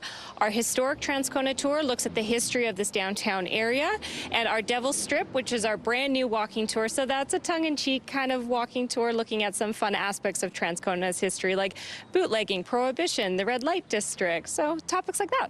You know what? I kind of touched on it early in the 7 o'clock hour, but maybe I'll ask you to explain a little bit. There was a part about different areas of the city kind of going after each other, saying, no, this is your thing, the red light district. This is your thing. This is your thing. Yes, so briefly, where the red light district was located, it was kind of on the border between Transcona, Kildonan, and Winnipeg. So there was a lot of finger pointing between the different communities as to whose responsibility it was to kind of deal with this district. And they went and counted houses and like, oh, 2 are in Transcona, 7 are in Kildonan, so it's not a Transcona problem. So, yeah. Some things never change in cities in Canada. Okay, I want to talk about the art because it's stunning. It's captivating. These here are the contemporary pieces. What does it mean for local artists to be able to showcase? It's, you know, adding color and vibrancy and pride to the community here. And they're fun talking points, and the mural walking tour is a very popular tour that we give. And it's just adding a new dimension to Transcona's history here, both the historical murals and their connection to historical moments of Transcona, and then the contemporary art scene here in the community. So it's a fun, different walking tour that people don't expect here. Speaking of art, coming up at 8:06, we're doing a craft. Stay tuned, kids. Okay, thank you, Ainsley. Thousands of soccer fans are descending on host cities, catching many bars off guard by drinking them dry. CTV's Andrew Johnson with what happened at one Vancouver pub and how they're preparing for today's game. The World Cup is only a week old, but at Vancouver's Dublin Calling Sports Bar, they've already won. St. Paddy's Day and like Super Bowl are kind of our biggest 2 days, and these are crushing those 2 days out of the water. So it's been like having a Super Bowl every single day pretty much. Out back, dozens of fresh beer kegs are ready to go for what could be a very thirsty crowd when Canada hosts Qatar at nearby BC Place. We have 200 kegs ready to go for this week. I've got another 80 kegs coming in the next couple days, so we're pretty stocked up. They're not taking any chances after what happened on Saturday. A mob of Aussies, hundreds strong, nearly drank the bar dry, downing about 2,500 beers. We're here to give to the community. It's at 3 p.m. and our game is at 9. We're already started at 10 a.m. this morning on the beers. Boost to the community, mate. That's what we're here for. We're using our taxpayers' money for you, Canada, for you. The pub had to make an emergency run to restock. I've never seen that before anywhere. That was like stadium-sized amount of alcohol. In a pub. In a pub. More than one establishment in the U.S. can relate. Rowdy Scottish fans, the Tartan Army drained 2 Boston bars of all their beer, something one of them said had never happened in their 30-year history. The kicker here in Vancouver is despite the crowds and the amount of alcohol being consumed, police and staff at Dublin Calling say the fans have been great. No issues at all. Everyone's super respectful. You know, if someone climbs up on a table or something, you just ask them to get down, and they're very kind and do it. Cheers! Here's to hoping it'll be Canadian fans dancing on the tables politely. Andrew Johnson, CTV News, Vancouver.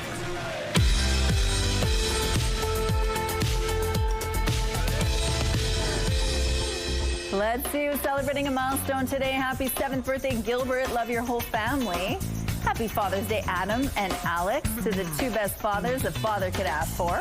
Happy 9th birthday, Harlan. Lots of love from Mommy, Daddy, Maddie, and all your family. A very happy 45th birthday to JMK with love from your amazing husband, Tunde, kids and friends, and best wishes for a prosperous year. Happy 10th birthday, Oakland. Love from your family who wish you an awesome day. Happy 70th birthday, Dodo. Love your grandkids. Happy 8th birthday, Sadea. Love your family. And a very happy 90th birthday to Tony. Love and best wishes from your family. To submit your milestone, visit our website, ctvnewswinnipeg.ca, and fill out the form at least 2 days in advance.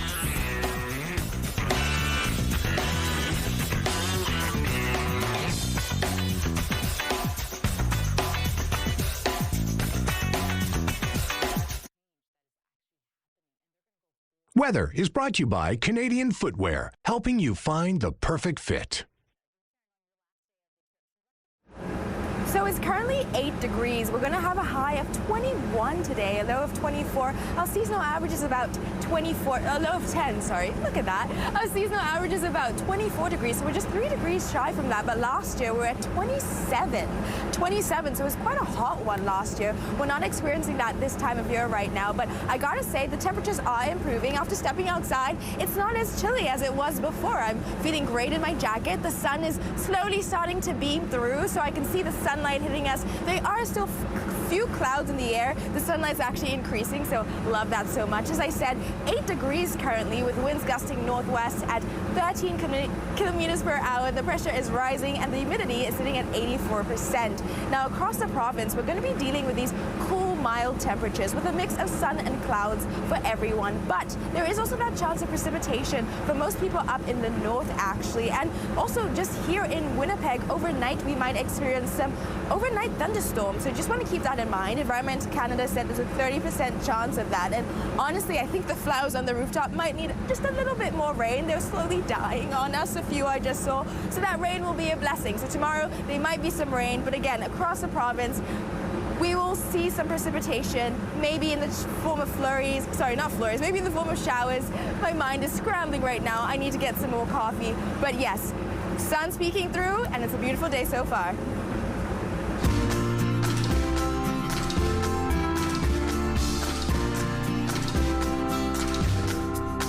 The community of Erickson, Manitoba is getting ready for its annual Little Valley Jamboree this weekend. There's camping, food, music, and so much fun for the entire family. And the annual music festival raises money to support kids living with medical needs. Joining us now from the Little Valley Jamboree is Tony Ferguson. Good morning, Tony. Good morning. Thanks for joining us. Now, take us back in time. Tell us about the history of the Little Valley Jamboree and how it all started. Oh, 29 years ago, one couple, Rod and Evelyn Lewandowski, started Little Valley Jamboree to help a family they knew. It was actually in Polonia, Manitoba at the time, which is where the valley came from in the name. Polonia is a tiny little speck on the map. And at the time, they supported one family at a time. They continued to do it for years. And as it grew, they moved it to Erickson, Manitoba. It has continued to grow exponentially. We now, the last few years, have supported 3 families each year. This year we're doing something a little bit different.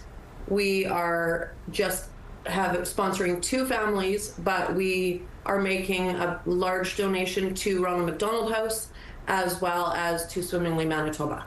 That is amazing. So since the early days, this festival has always been about supporting kids. Why is that still something that is important to you? Families need help. It takes a village in all ways, and even though we know they can look after their kids on their own, this takes some of the stress off. It takes the pressure off. Everybody should be able to live a comfortable life and a happy life.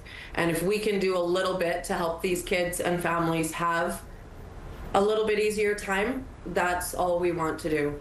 Absolutely. Now you have quite a lineup for the Little Valley Jamboree. What can people expect this weekend? Phenomenal music. We always have great bands come out. It's all local talent. A few from Plumas, Brandon, Onanol, all over Westman.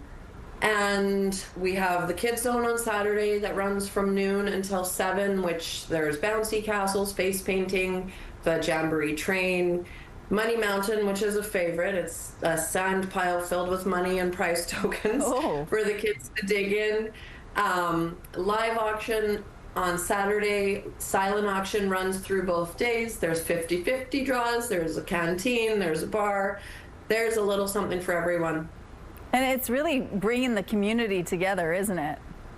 Absolutely. And what do you want people to know if they want to come down and check it out? What's the first thing they should do? You have to come and see it to understand it. It's a whole feeling. It's different than most places you'll go, and we've had many bands mention just the vibe of the place is so community-based, family-based. So whether you want to come and listen to music, you want to come and dance a little bit, or your kids want something to do Saturday afternoon, just come and check it out. Most people end up staying. That's amazing. And it's a lot of volunteers are involved as well, aren't they? Tons, yes. We couldn't obviously do it without the volunteers. And we partner with several community groups from Erickson, and they run the bar and the canteen and look after the support staff, so that we can look after the music and the kids side of it. So it is a huge joint effort. Plus we pull volunteers from all communities. We have volunteers that come from all over the place to work shifts at the gate, in the canteen, at Kids Zone, wherever we need them.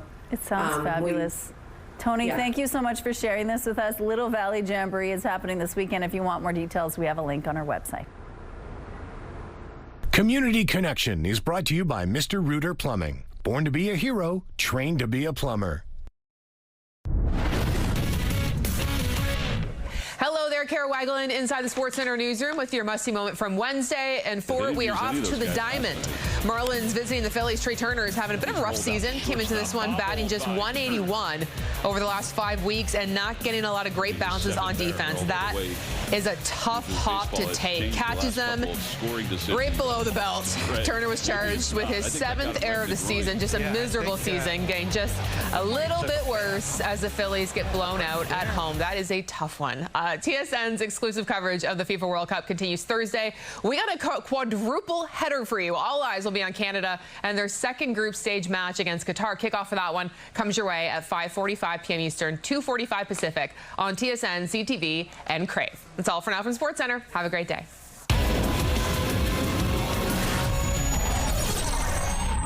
The TSN must-see moment is brought to you by Super Blinds and Draperies, featuring Hunter Douglas products.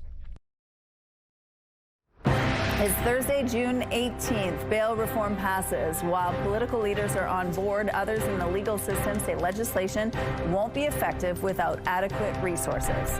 Uncertainty in the trade sector. Optimism for a new North American deal is tempered by their president's reluctance to renew the agreement. And you've heard all about how slow and steady wins the race. You might be surprised to learn it's like this tortoise also lives longer than Canada has been a country. Your Morning Winnipeg starts right now.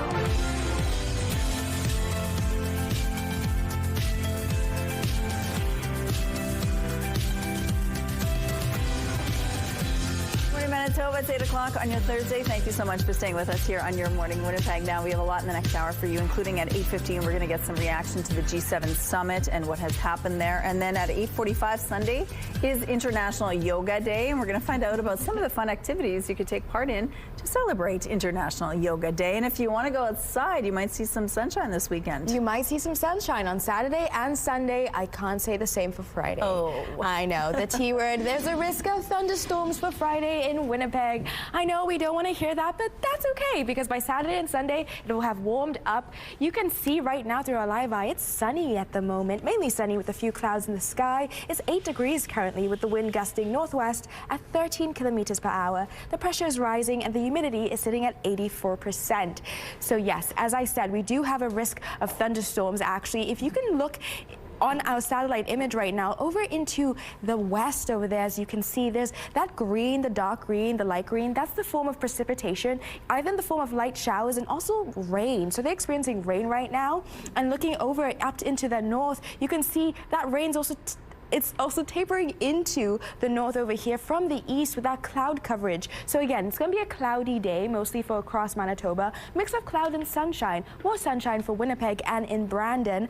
But for Winnipeg, that rain might come to us in the form of a thunderstorm. So what might happen is it might taper in from the west coming in overnight. There's a 30% chance according to Environment Canada. But there's good news ahead, because as it's coming in, it's also going to go away. It's going to clear off eventually by the time we get into Saturday. But before I jump into Saturday, you can see over there how dense it is, because across Manitoba we will receive that form of light precipitation or moderate rain never know with Mother Nature, the possibility is endless, but it will clear out as I mentioned, and by Saturday it will be beautiful outside and mainly sunny with some cloudy skies. So looking at your 7-day forecast, as you can see, that chance of thunderstorms tomorrow, but by the weekend time it's going to be sunny, bright, and a beautiful day to go out barbecue. And now looking at your weather art of the day, Aaliyah, this is so beautiful. Love the sunshine with the shades on, super cool, and the little kite, so cute. To submit your child's art of the day, visit our website ctvnewswinnipeg.ca and fill out the form. Your art can be shown on Your Morning Winnipeg and will also enter you into a monthly contest for a chance to win a $100 gift card from Crockadoodle on Keniston. The weather art of the day is brought to you by Crockadoodle. Spend quality time with loved ones and paint memories together. Thank you, Tandy. Conversations around bail reform have been front and center at City Hall, the Manitoba Legislature, and on Parliament Hill. After years of debate, changes are coming.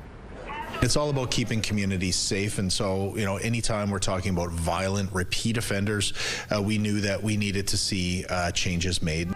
Stricter bail conditions and sentencing for certain crimes are on the way. On Tuesday, Bill C-14, the Bail and Sentencing Reform Act, received royal assent in the House of Commons. The legislation makes it more difficult to get bail for a variety of crimes, especially for violent and repeat offenders. The changes shifts the burden of proof to the accused, who will need to demonstrate why they should be released on bail. Manitoba Crown Attorney Ben Wickstrom says more resources are needed to implement the changes.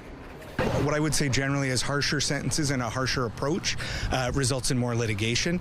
You can double the size of the criminal code if you want to, but if there aren't prosecutors, judges, and defense lawyers to handle that work, you're not going to get very far. Manitoba Justice Minister Matt Wiebe says the new legislation ties into his government's 5-point bail plan, an electronic monitoring program, and Winnipeg Police Services bail unit. To ensure there's capacity, Wiebe says they've hired more corrections officers and a new corrections center is being built in Dauphin. Manitoba's ongoing hepatitis A outbreak has prompted the U.S. Centre for Disease Control and Prevention to issue an official travel notice. We see populations that are increased risk in Winnipeg, those with housing issues, those who use drugs and other substances.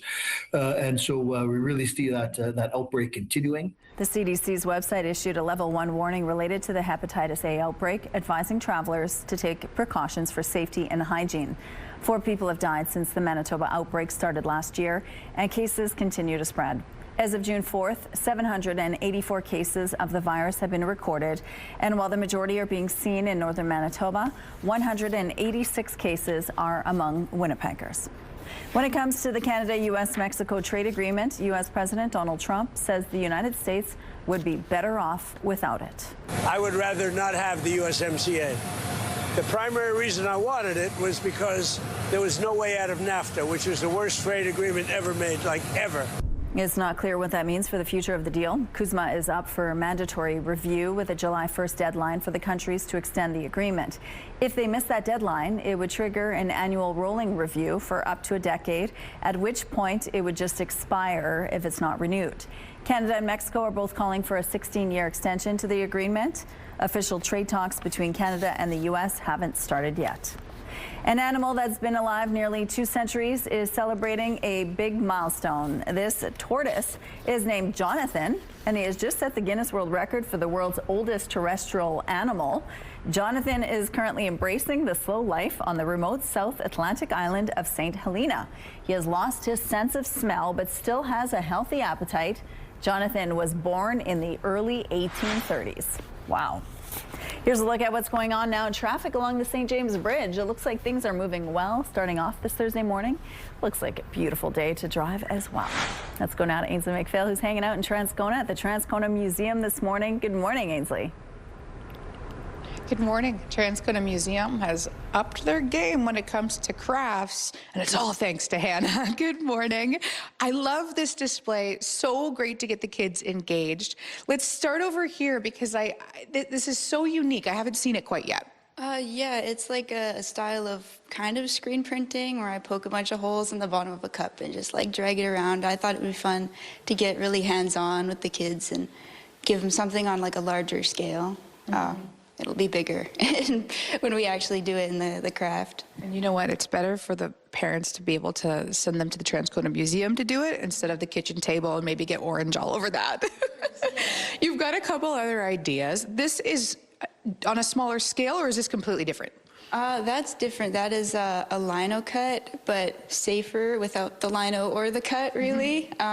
Just trying to get kids introduced to printmaking techniques and like other fine art things at a young age to get them involved. And this one actually has an amazing scent to it. Please explain. And how did you get the flowers on there? Well, I painted the flowers on. I was trying to DIY a fabric paint because part of this for me too is getting the craft into the home as well. Like when they're done, they can take it home knowing that how to make fabric paint. So that's just acrylic paint and fabric softener. That's why it smells good. Well, you're just talented then, because I'm like, oh, I would need some sort of stencil. These, oh, could you imagine those in your garden? You painted that on? Yeah, I painted all of the little rocks there just with acrylic, and it's a little tic-tac-toe set. But, you know, I just wanted to demonstrate that it doesn't have to be X's and O's for that one. A Transcona organization has actually donated this craft, but on a much larger scale. Explain that and how you're trying to incorporate the two.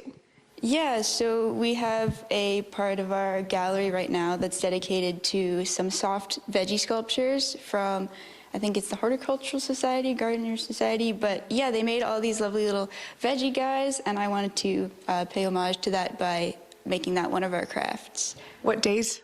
So the Craft With Us is going to be running from July 6th for 8 weeks, so July and August. Then it's Monday, Wednesday, Friday. There's 3 time slots every day. So lots of opportunities. Head to a link on the website for more details. Sign up. Thank you, Ainsley. Canada's population dropped in the first 3 months of this year. A major reason for the decrease is immigration. CTV's Annie Bergeron-Oliver examines the factors and the implications. Meet Kumar Patak came to Canada from India 13 years ago as an international student looking for new opportunities. In the years since, he's become a Canadian citizen and a business owner. But for many of his friends, the ending hasn't been as happy. Canada has been shutting down their borders for us, and there's a lot of new challenges for the students. They're not getting their work permits on time. They're getting expired soon, and there are a lot of new workers not getting their papers done in time. According to Statistics Canada, the population dipped by about 55,000 people in the first 3 months of 2026. A big reason, a 20% drop in the number of permanent immigrants from around 104,000 in Q1 of 2025 to just over 83,000 in Q1 of 2026. A reflection, immigration lawyers say, of the federal government's lower immigration targets and longer processing times. Canada is becoming a less attractive destination overall. We're also seeing a number of our permanent resident population are actually leaving Canada. We're experiencing higher rates of attrition than we ever had. Those immigration cuts mean the arrival of newcomers is no longer propping up population growth that continues to be dragged down by declining fertility rates. Canada as a country, we've been experiencing declining fertility for the past few decades. The baby boom was a blip in terms of that increased fertility level. Since then, we've been on that downward trajectory. If this trend continues, economists say economic growth could be impacted. Statistics Canada says this is based on preliminary data and that final numbers will be available in September. Now looking through the live eye, that sun has finally peeked through and it's beaming. Still a few clouds in the sky, but it looks beautiful out there. The CTV Live Eye is brought to you by Bathfitter, exclusive home of the PermaFit solution. So yes, it's a beautiful day to start. It's going to mostly be sunny with a few clouds peeking through for Winnipeg and for Brandon. As you can see right now, we're at Sorry, you can see right now we're at 12 degrees. My bad. Oh my goodness. I need coffee this morning, Tandy. I need to see properly. But we're going to be having those cool temperatures throughout the morning and going up into the north. As you can see in Churchill, it's currently 2 degrees. So it's going to go up just a little bit, probably by 1 degree. I think their max for this morning and this evening, actually, because they're going to experience some rain or light precipitation in the form of showers that's coming through, as you can see through our satellite image right now. As you can see over into the west, you can see that green over there. That's the rain that might taper off into Winnipeg, and we'll experience some overnight thunderstorms. There's a possibility, according to Environment Canada of 30%. But by the time kids go to school this morning, it's going to be 13 degrees with, again, mostly sunny skies and a few clouds out there. By the time they head home from school, it's going to be 20 degrees. So still a nice day out with still cooler temperatures. Our seasonal average is about 24. So we're just 4 degrees shy of that by the time they head home from school. And looking into your 7-day forecast, our high today is 21 degrees. And as I mentioned before, we have that chance of thunderstorms tomorrow and overnight into Winnipeg. But by the time we head to the weekend, it's going to be those beautiful double digits. We're taking a break right now. We'll be back with more CTV Your Morning Winnipeg.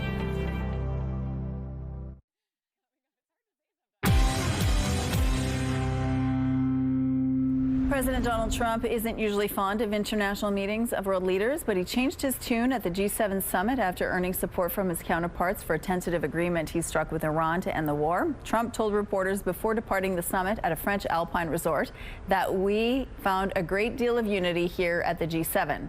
Joining us now with reaction to the G7 summit and what happened is assistant professor and associate head of political science at the U of M, Brian Peeler. Good morning, Brian. Good morning. Thanks for having me on. Well, thanks for joining us. Now, overall, what was your sense of how things went at the G7? Apart from some funny hot mic incidents over the last couple of days, it seems to have not gone too badly. This morning, we have some information that there's an agreement about how to proceed the G7 support for Ukraine. There's a statement about the territorial integrity of Ukraine that even the American President Trump has signed off on, which no, I don't think anyone may have been expecting. And so a great deal of unity might actually be true. I think it's one of the more successful G7 summits in a while. Yeah, okay, so let's talk about the hot mic moments, because there were so many of them.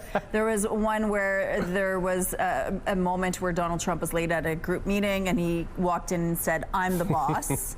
And then there was another one where Prime Minister Mark Carney was overheard talking about Chinese EVs to Trump. There was also talk about cigarettes with Italy's Prime Minister. What is your impression of some of those hot mic moments? Well, the EV one, that's sort of important for Canada. It kind of shows that in that sort of setting that Prime Minister Carney can handle President Trump, right? He was talking about how, this is only, 3% of the market in Canada. So we now have the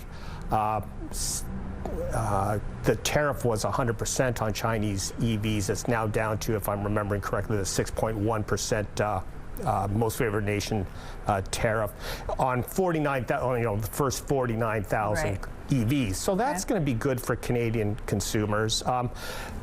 Canadian auto manufacturer, I think the Manufacturing Association's not particularly happy because, it's China. It doesn't necessarily follow trade rules. The Americans are not necessarily happy about this because they see this as a conduit of less expensive Chinese vehicles getting into the American market. But that is good for, I think it's going to be good for Canadian consumers. So the fact that they were even talking about it is significant because Trump seemed to like whatever Carney said. Yeah, he was nodding along. So, but, he may like it at the moment, but who knows in a few weeks from now. Right. So any other impressions from some of those hot moments or even just the dialogue between Carney and Trump? Yeah, again, with the EVs, that sort of plays into, you had mentioned in the intro about CUSMA and what's going to happen there, that Canada's actually asked for a review. It's the 6 years, so this is supposed to happen. And they could renew it for another 16 years, but it's not obvious that President Trump wants this. But he's not really in a position of leverage at the moment.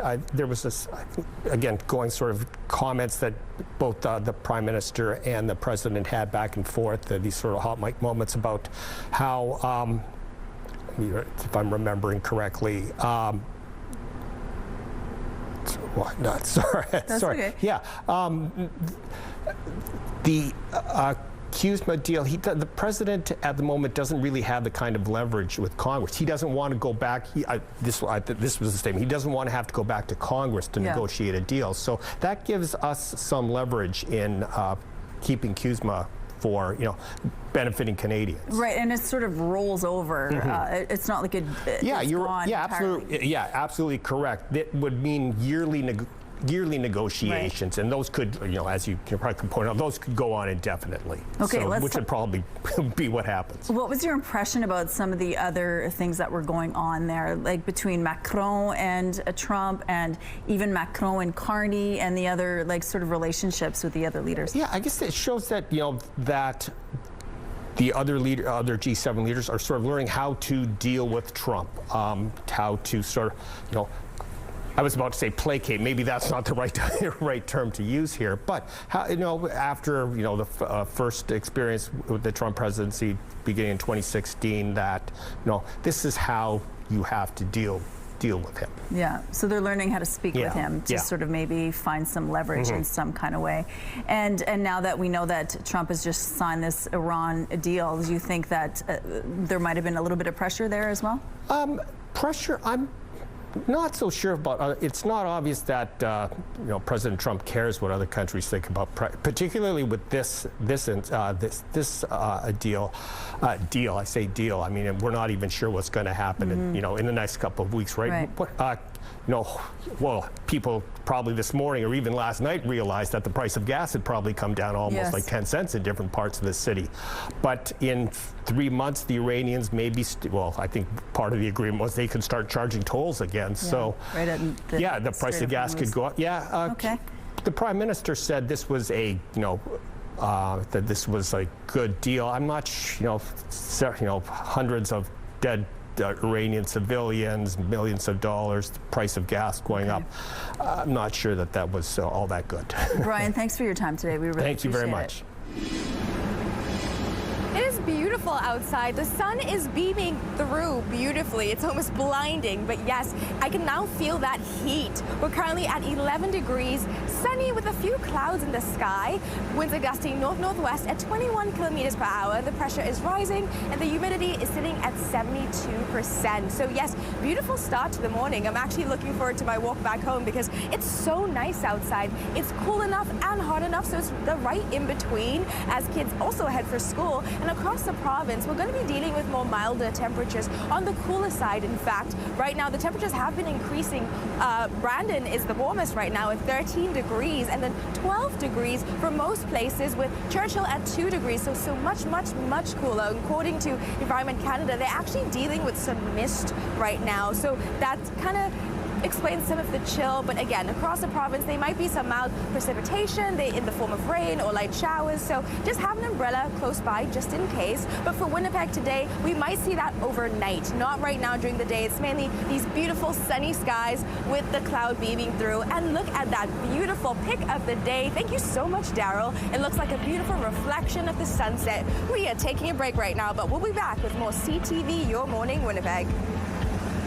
Weather is brought to you by Garage Masters, your complete garage specialists.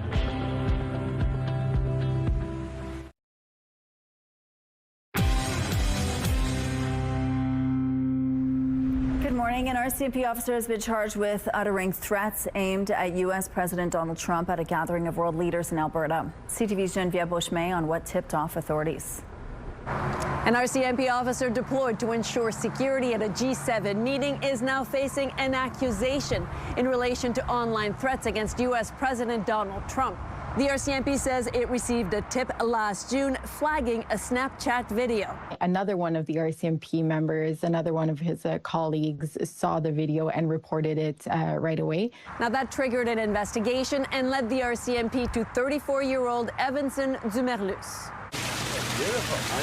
At the time, he'd been assigned to security operations in Kananaskis, Alberta, where world leaders, including Trump, gathered. Dumerlus was dropped from G7 duties, was sent home, and has been suspended from his job throughout the investigation. The RCMP is taking this charge very seriously. As police officers, and especially with the RCMP, we are brought to a certain standard that we have to act professionally in our personal life and our job. Dumerlus is scheduled to appear in court on July 30th. Geneviève Beauchemin, CTV News, Montreal. Another scathing report, this one from Canada's Transportation Safety Board into the Titan submersible disaster 3 years ago, is slamming the lack of regulatory oversight. Here's CTV's Garrett Berry on the findings. In July 2021, during one of many missions of the Titan submersible that began in Canada, a Fisheries and Oceans Canada representative boarded the cargo vessel Horizon Arctic to observe the mission. Government was, at the time, considering partnering with OceanGate for scientific research and marine monitoring. But after that mission, that staff member wrote back to others at DFO with serious concerns. The Titan sub was never certified by a regulatory body. It used a rare carbon fiber construction, and OceanGate had no insurance. We have no evidence that those concerns were provided to Transport Canada. They were raised internally within the Department of Fisheries and Oceans. One of many communication breakdowns highlighted by the Transportation Safety Board in a report released today. Worldwide attention came to St. John's after the Polar Prince support vessel lost contact with the Titan in June 2023. A frantic international search found debris from an implosion and human remains 4 days later. These governments all had sort of pieces of the puzzle about the Titan's operation, but nobody managed to connect all of these pieces together and be able to essentially identify the nature of that operation and the risks that it presented. The TSB makes it clear that this isn't a totally unique situation. There are lots of small commercial vessels across the country that do not see oversight by Transport Canada. The board wants authorities at Transport Canada to start making a new policy that would capture some of those small but risky vessels. The TSB wrote that OceanGate received no oversight, despite a series of dives and tests working with Canadian vessels over the course of 2 years. Transport Canada has 90 days to respond to recommendations. Garrett Berry, CTV News, St. John's. Here's a look at the drive now along Notre Dame Avenue. Things are moving well. We're going to take a break. We'll be right back after this.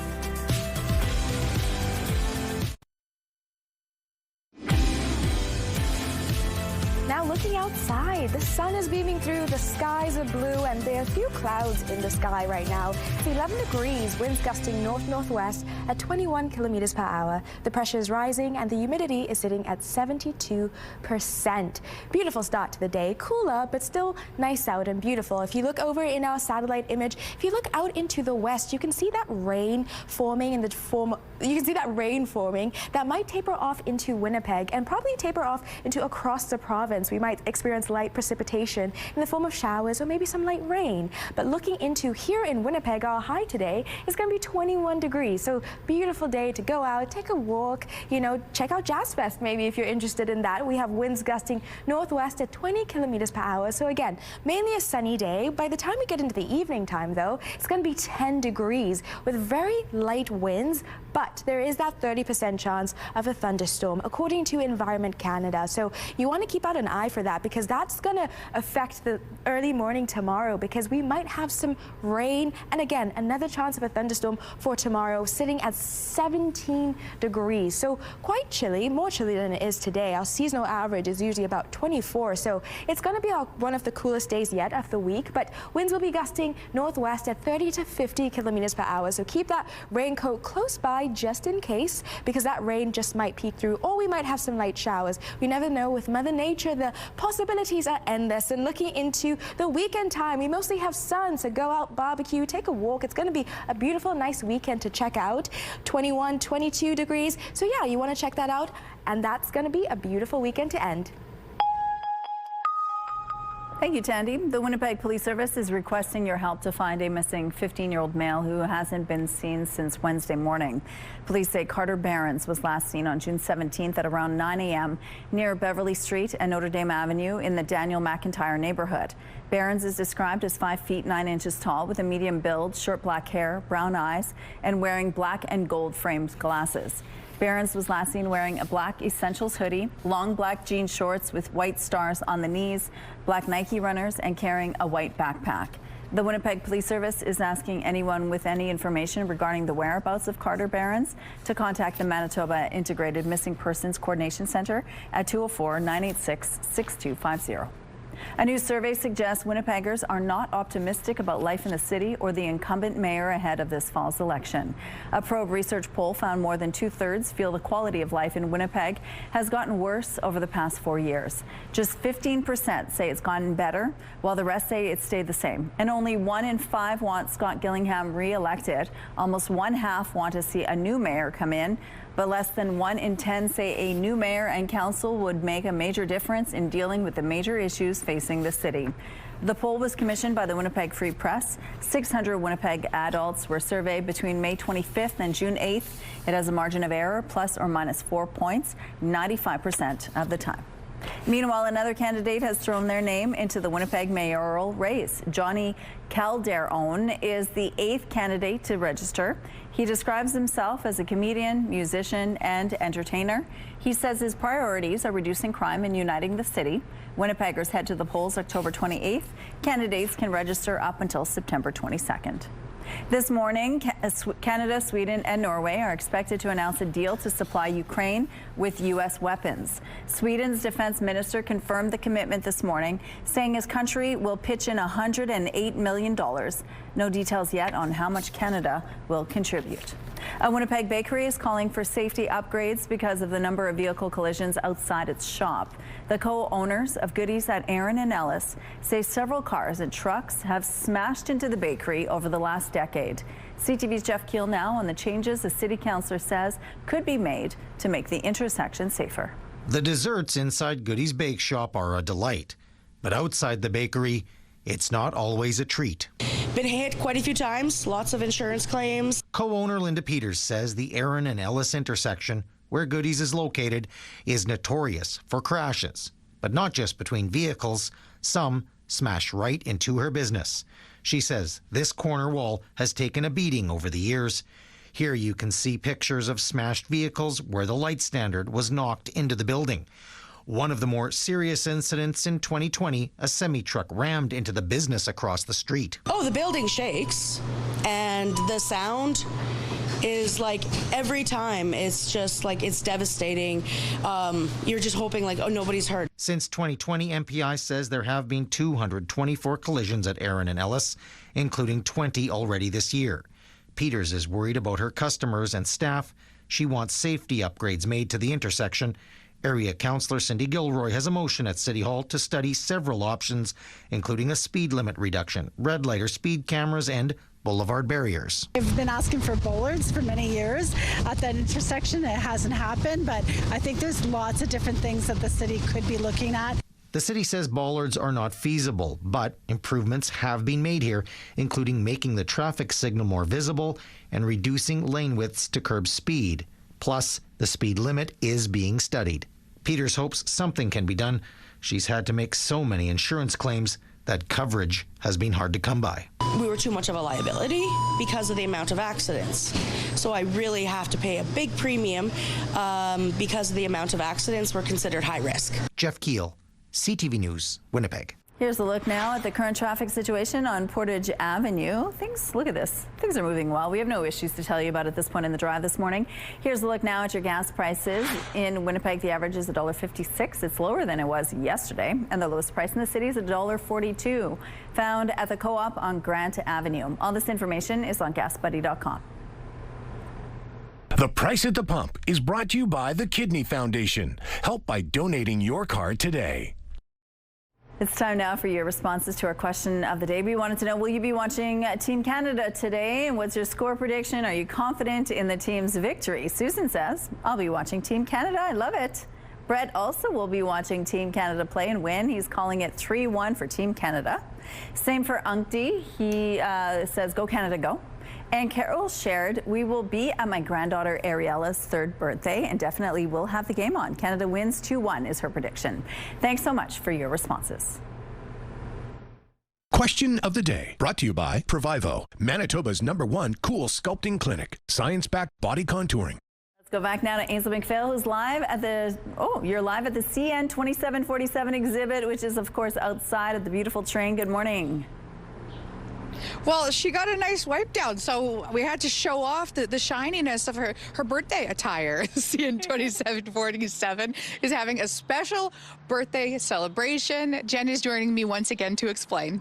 Yes, so this Saturday, June 20th from 1 to 4, visitors can come to Rotary Heritage Park just off Plessis Road, and we're going to have that community celebration in honor of 2747 Centennial 100 years. Tell us about what's going on, because there's a barbecue and even more. Yeah, so there'll be the free barbecue and cake while supplies last. We're going to have face painting, games. There's going to be tours of the engine. The Transcona Library at 2 p.m. is doing a themed story time, and we'll be unveiling some aspects of the restoration project as well. Speaking of making the engine accessible, this summer there's more opportunities to do so.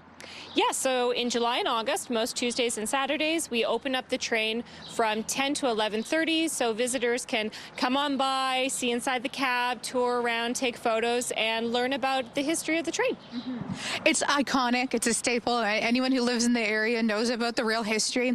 But places in the broader community, why are you encouraging them to come check it out? Because it's such a unique aspect of Transcona's history. Like I said, it's Transcona's history, Manitoba's history, Canada's history right here. We're off the beaten path in Transcona, but we have such a rich railway roots here, and we love to celebrate that as much as possible. And what better way to do that by, you know, exploring a 100-year-old steam locomotive. And I guess if trains aren't your thing, there's a lot more history to explore.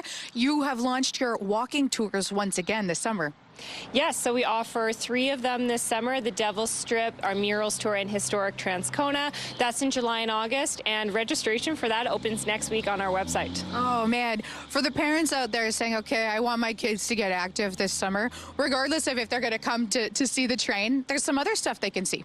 Yes, so there's the Craft With Us program, which happens Monday, Wednesday, Fridays at the museum. Each week is a different theme with crafts tied to that theme. We also have the Kids Quest Community Scavenger Hunt that's coming back. So you do the quest starting off in the museum, go out into the community, answer fun questions, and do fun activities along the way, and there's a grand prize for that. Thank you so much. Happy birthday to this train. We'll see you soon. Happy birthday. Thank you, Ainsley. Let's go out to the rooftop now. The sun is shining. It's a beautiful start to the day. It's a glorious start to the day. I can literally feel the heat from the sun right now, which is beautiful. I love feeling the sunlight. It's a perfect day to go out, take a walk, or just, you know, check out downtown. There's so much going on. Right now it's 11 degrees with those sunny skies, mainly sunny, a few clouds peeking through, but mostly sun. The winds are gusting north-northwest at 21 kilometers per hour. The pressure is rising and the humidity is sitting at 72%. So yeah, beautiful start to the day today.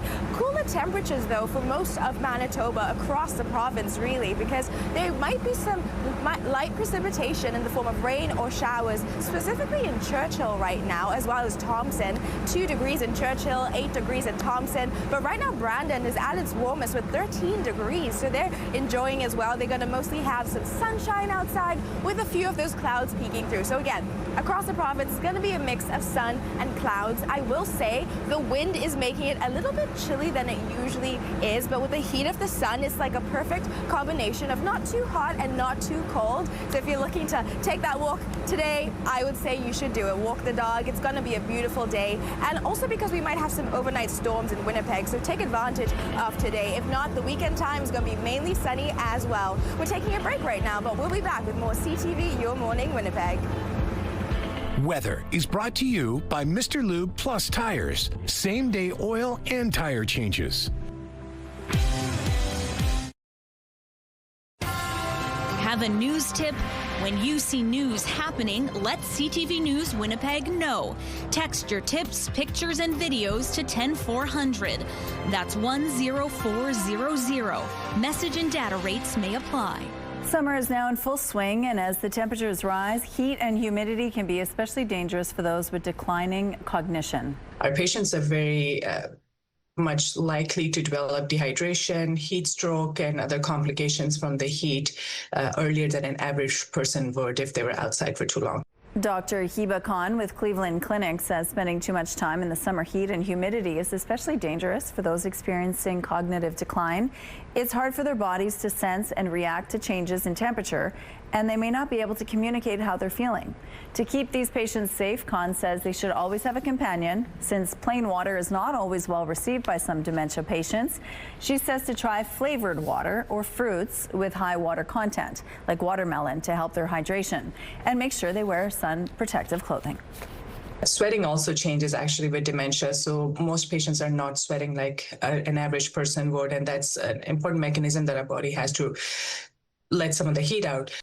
Finally, Khan says to watch for warning signs like sudden changes in mental status, confusion, and disorientation.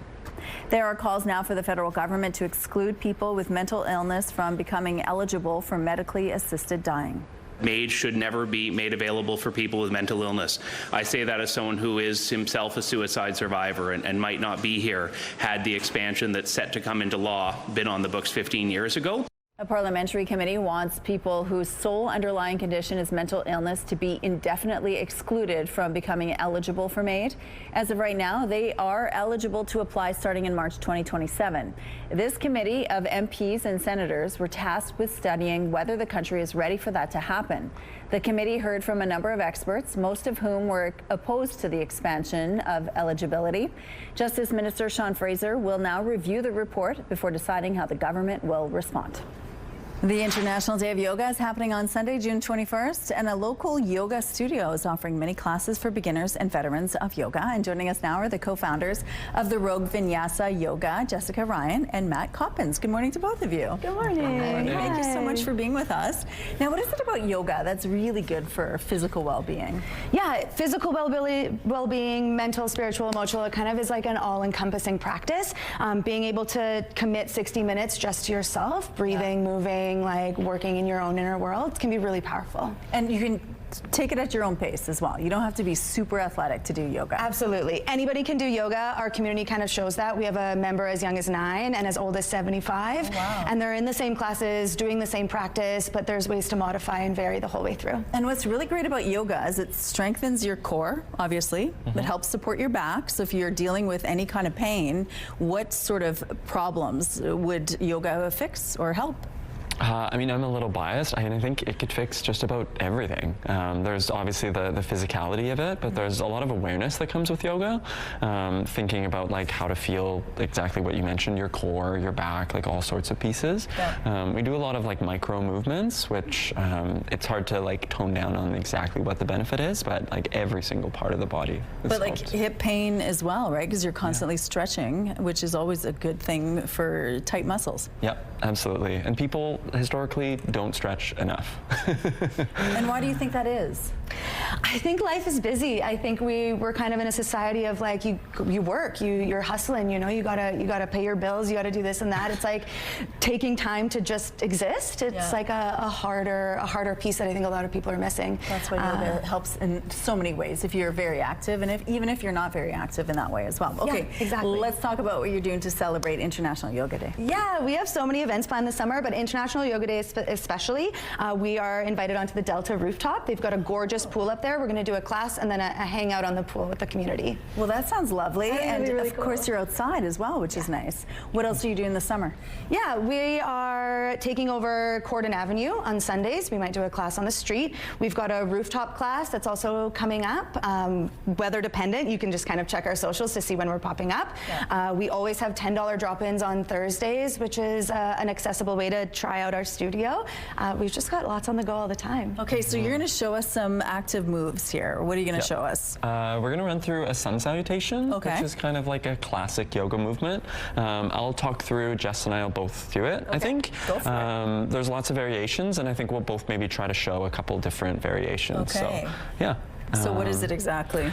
It's a series of movements where the idea is you breathe and you move at the same time. So it starts really simple. You inhale and lift your arms up overhead. And then as you exhale, you'd fold. And as you fold, like if you can touch the ground, great. If you can't, you bend your knees, you do whatever. And then there's a little halfway lift. And this common yoga cue, it's just like lengthen the spine, lengthen the back, and then back into a plank. Oh, I have heels. I won't be doing I'm just going to watch at this point. And then you'd lower, kind of like a bit of a push-up. So there's that strength building. Okay. And a back bend from there, lifting the heart, lifting the chest, opening up, and then downward facing dog. So step the feet back, And usually we linger here for a little bit. We have students obviously in our practice that like do all sorts of variations, all sorts of things. Yeah.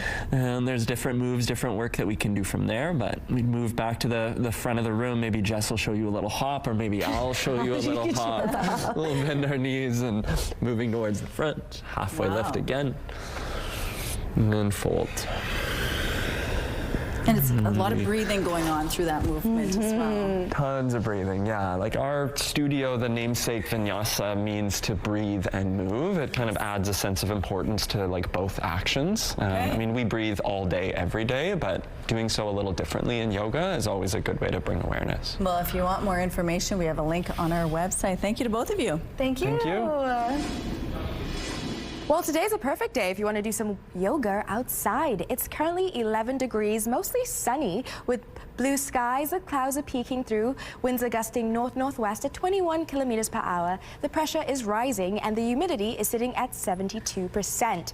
Beautiful start to the day. Cooler start, but still beautiful, with mostly sunny skies for us today on tap. As you can see, out in the west, we do have the green over there representing some light precipitation in the form of showers that might taper into Winnipeg. So we might have an overnight thunderstorm, 30% chance according to Environment Canada. So just keep that in mind, as well as tomorrow, the same 30% chance of a thunderstorm as well. But when we look into our 7-day forecast, besides tomorrow, the weekend's going to look absolutely delightful. So if you want to do some yoga on a rooftop, if you're looking to do Jazz Fest, maybe go to the Cube. It's a perfect day to do that, especially with Father's Day. We're taking a break right now, but we'll be back with more CTV Your Morning Winnipeg. Rooftop arrangements provided by Lacoste Garden Center. Salon services provided by Essentique Spa Salon. Now for some fun video before we say goodbye, we kick things off with a dog who firmly believes in the old adage, out of sight, out of mind. Jackie, mate, who did this?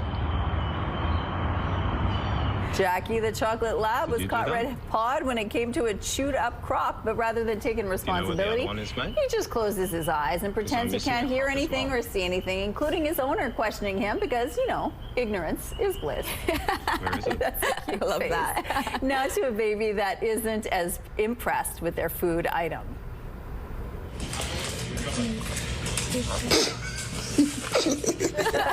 Levi does not like mushy peas. The 9-month-old goes through a range of emotions after his first bite, from shock to horror to gagging and disgust. Needless to say, he's not a fan. He's going through it. Yeah, he is. And then finally, nighttime is never fun with nocturnal, noisy neighbors.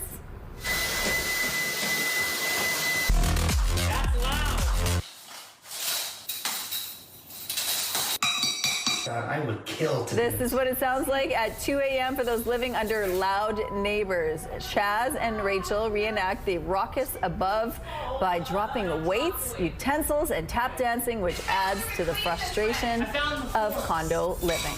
It's a good lesson, though, right? For all your neighbors. Yeah. That does it for us. Have a good day. We'll see you tomorrow.